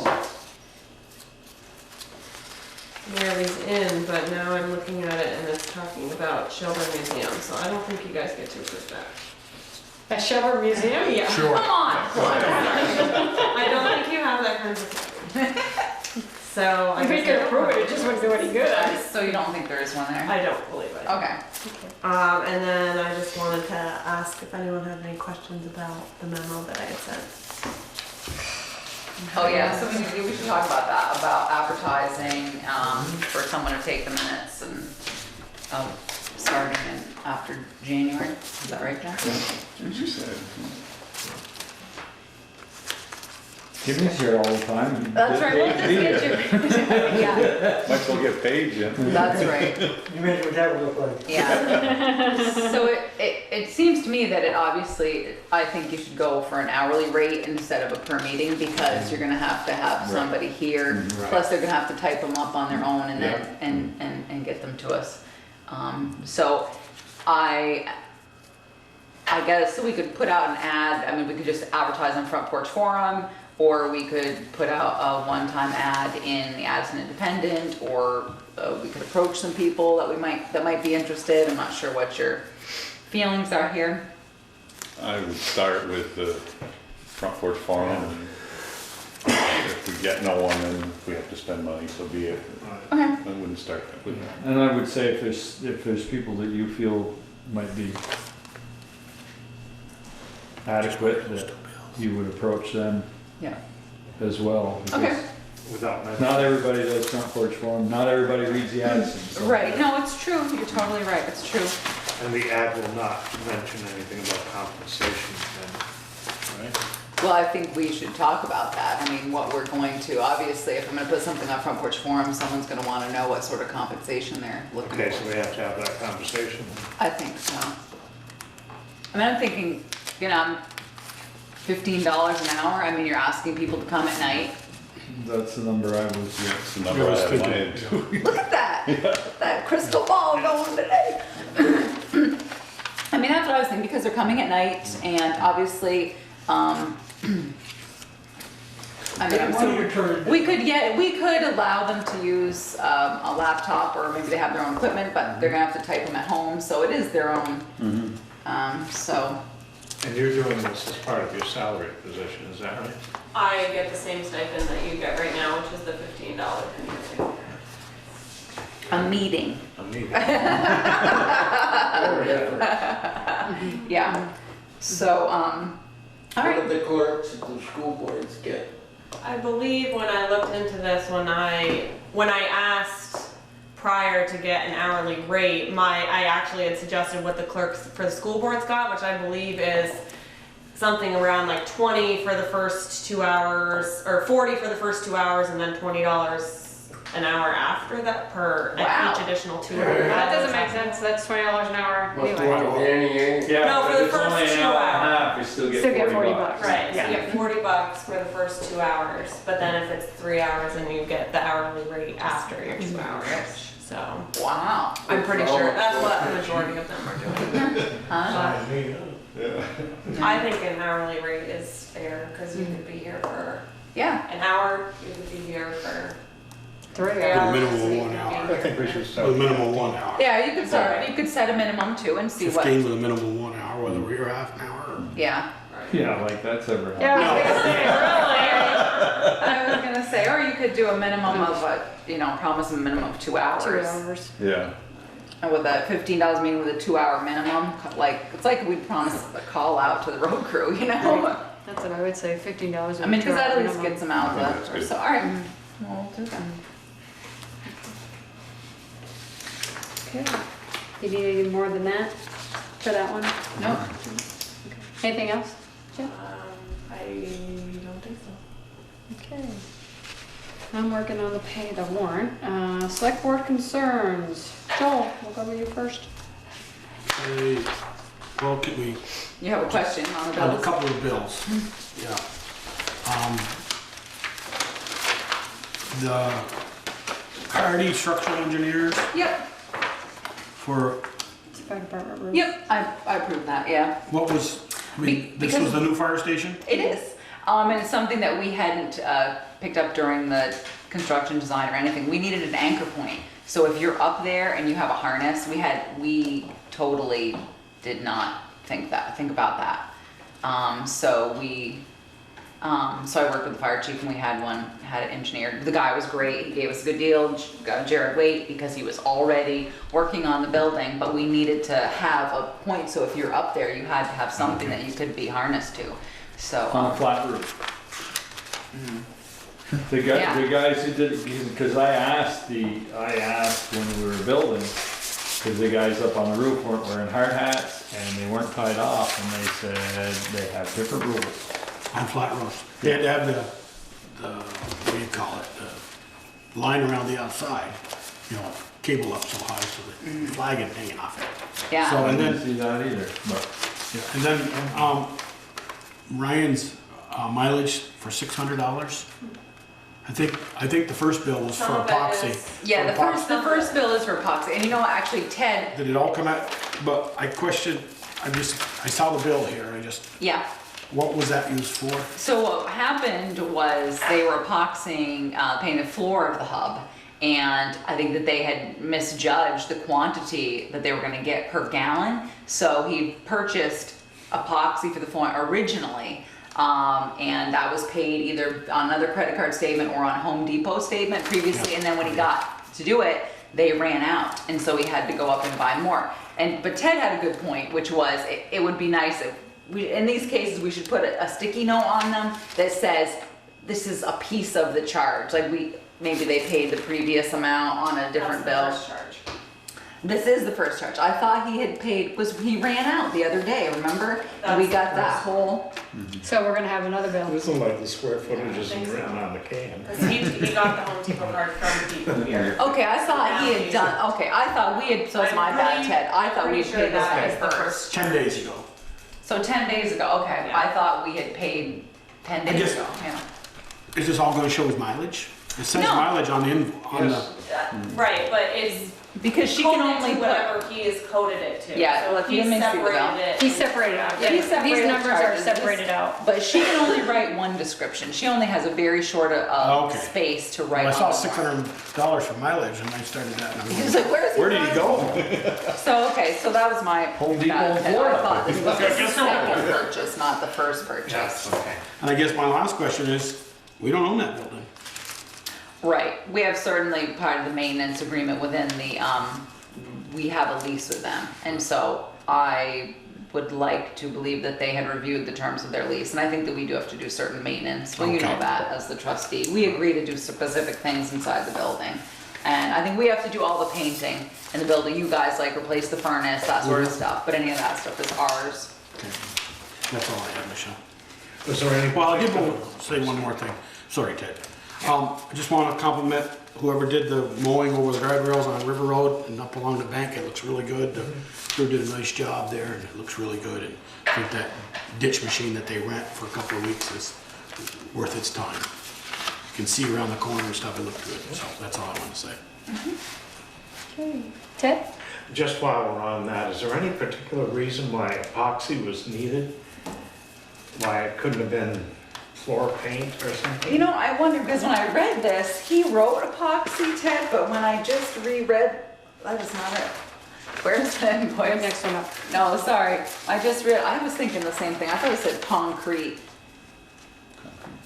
Car Rock garage solid. gray. Yeah, Car garage, all I was thinking was, I was thinking concrete paint, but I guess not. I have no idea why they chose epoxy. I think Darla had explained to me that when he was looking to repaint the floor, he had found this, Thank it was on sale, it was a good deal, they thought they were getting as much as they needed to repaint oh, the floor, and that's now what you said. Yeah. it's become a little bit more of a project than expected, I think. Anything else, Ted?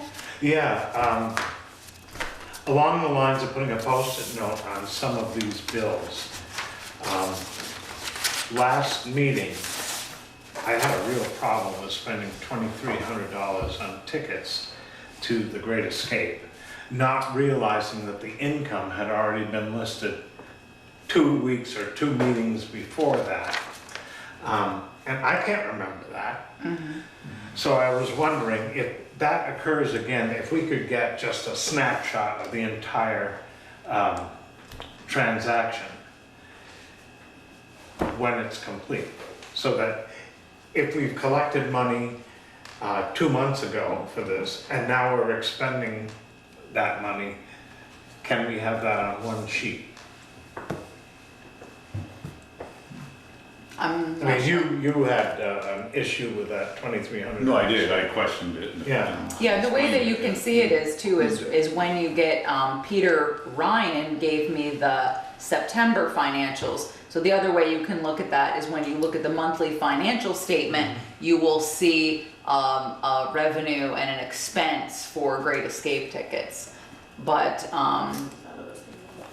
yeah. You can't put payments in the warrants, or you can't put income in the warrants.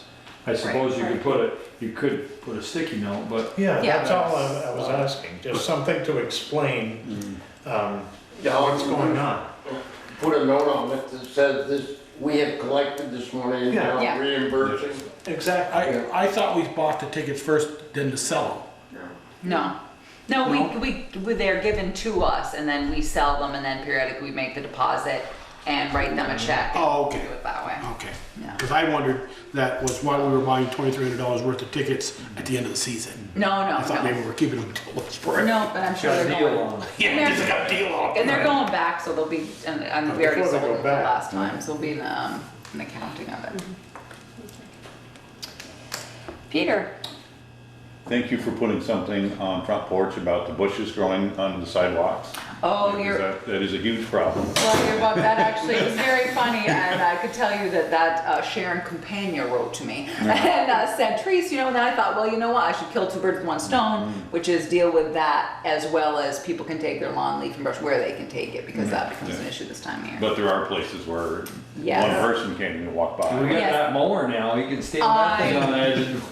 Yes, and trust me, they're never happy when the road crew does it, so that's why Yeah. we've suggested that they trim it before we get to it. It's not. And did you check on that 64 seconds about the leaks we talked about at the last meeting, their potential leaks? No, I didn't, so thank you, I will. I have their reports, so I will, but thank you. 64 seconds, look at the 4-leak report. Yeah, I can do that. No, thank you. I didn't write it down, so thank you for the reminder. Peter?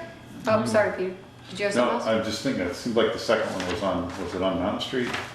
Oh, that's what we were gonna say. What was where did you think it The was one on now? Pine Street by Taylor Ave. Mountain Street and Pine I and think Taylor. it was the other one that's right up at the big bend at the top of Mountain Street, but I'm not sure about All that. right, I will look. Are you aware of any other hydrants that are currently not working besides the one on Rockydale that you guys knew about?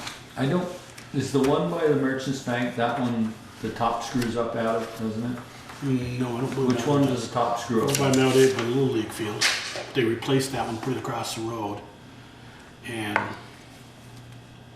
the one up by Mike Brown's, the top screws out of it. Of course, we haven't flushed hydrants in 2 years, so how would we know which one's working out? Don't we? Yeah, it'll be done in the spring. So I'm just curious, if you run into any, let me know, please.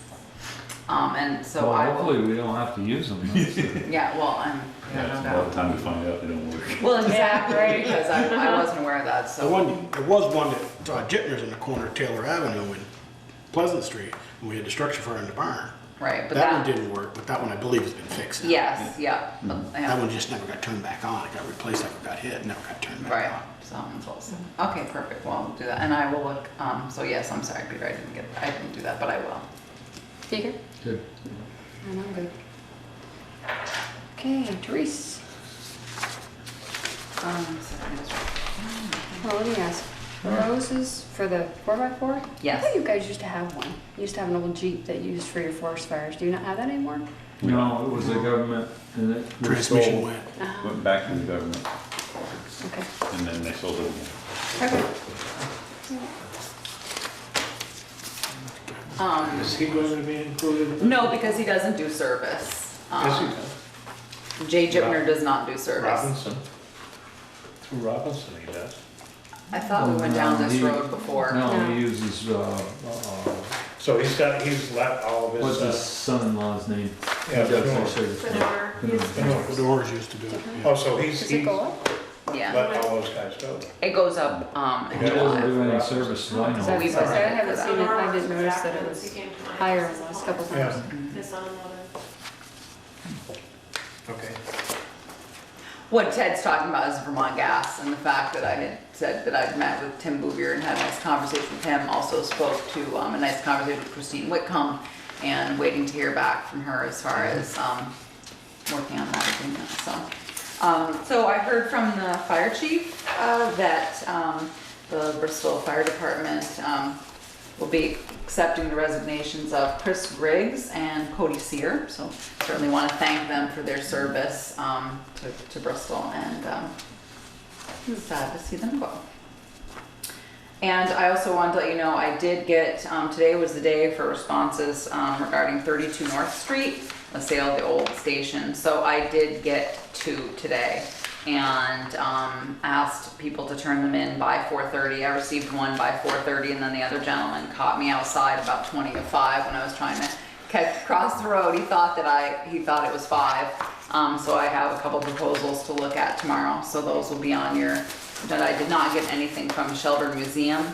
Of course, I haven't been to work this week, so they were going to email me on Monday, today or tomorrow. They had met, their board of directors met. Do you know if they had any thoughts about the station? I emailed them pictures. If you guys didn't know, I was in Shelburne 3 or 4 weeks ago and happened to pull into the administrative offices, and the guy was coming out, and I asked him if they were still open. He said, yeah, I'm the director. So I showed him a picture of the fire station. He said, would you send me some pictures? We might be interested. He says, we don't have an old fire station here in the Shelburne Museum. As a matter of fact, we've had to give back some of the old trucks we used to have here because we have a place to store them. So I sent him up When some you got a pictures. fire station, they'd have a place to put the truck. Right. So I sent him pictures that Reg Dearborn got me and Mark to back up to him, and he sent me an email back that said, the board of directors are meeting next week. We will talk about it, and we'll let you know. So are you out for 2 weeks or just? No, I'll be back next Tuesday.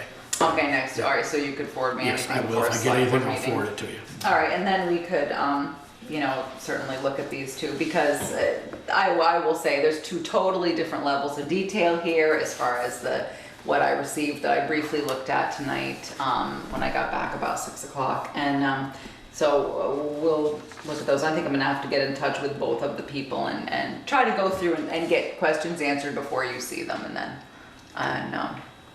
get them in to talk to you. So. And I think, I did say, so I'm working with Alan Heisinger, he was away. We talked about subdividing the land behind the fire station, and we had hoped to do it as an administrative amendment to our Act 250 permit. Jeff Green is saying, oh, well, I'm not really sure, Therese. He called me the other day, we had a great conversation about it, but Alan Heisinger and I need to meet Jeff Green at his office in Essex to figure out how big of a deal this is going to be. Then that's just the 8 point whatever Kevin's buying? No, it's the 8 and the 18. Okay, I was gonna say, should you put them all in one permit? I'm definitely trying to get that all done. And I think I let you know that I have to be in Essex on Wednesday from 2 to 4 as your voting delegate, and then I'll be there on the following day. So Eric Four and I taking some training. I spoke to Oakley Smith, the owner of 5 Main Street. We are going to have to shut off the water. I think I met with Cyrus Vitums today. Looks like we're going to shoot for October 17th. That gives us a chance to give people a heads up that we're going to have to be on a precautionary boil water notice. It'll be on Main Street only, and for those couple of days, because we're going to need to shut the pipe down and flush the hydrant out so that his plumber can make their connection inside the building. Hopefully it's quick deal, but this is to stop their fire suppression system their dry suppression system from filling up. While they're doing that, are they going to put something in so they can shut the water off inside the building? That's a good idea. What we talked about was installing, I think the last select board, the direction I took from what you guys said was installing one when we do the sidewalk project, installing a shut off outside. But why should it be the town's responsibility? I mean, in your home, you can shut the water off inside your home. Yeah. You should be able to do that inside of a building, commercial building too. I'll speak with Oakley and ask him to have his Since you've got plumber. it shut down. Yeah, because this is what they're having problems with is their big main inside and some shut off that they're having. So I'll ask him to go ahead and. It's a dry system. Yes. Yeah, and it's getting wet. That's the issue. Because our system at work is not a dry system, but the big valve off the 4-inch it's inside my building to shut them off. Yeah. No, Is there a that's- shut off on the outside too? I'm just No. thinking, what happens if the town has to shut them off and you can't get in the building? Right. You have to shut the whole main street off. Yeah. Is that both sides or just the south side? Both sides. We have no shut off on the outside of the building to shut our fire suppression system off. The Right. town can't shut that off. No. But they could shut, I have another 2-inch come in to feed the building. Excuse me. Yeah, and they have. And they can shut that off outside. Right. So what they're trying to work on is their valve inside that they're having problems with. It's so old that I think they have a small leak, and their plumber said, look, we gotta get this done sooner rather than later. So the reason that it would be nice for us to have the water shut off, and the reason I thought we were gonna do it on the sidewalk was because, you know, for just this reason, so we don't have to shut off the rest of the town. But I can certainly speak to Oakley and ask him to see if he can install a shut off. I'm certain he can, to install one inside his building as well. Well, that's probably what they're doing, is changing the shut off. So If it's leaking by, so they can shut it off. Yeah, so yeah, then you would have to shut it off. Alright, so we'll just double check with him. And, as I told you too, I started working on preliminary budgets, hoping to get them to the department heads, and, we'll have to start work, and then we'll be able to start working on that, so. And that's all I have. I do not have anything for executive session. Motion to Make a adjourn? motion adjourned. Second. All those in favor? Aye. Any opposed? Oh, we're adjourned.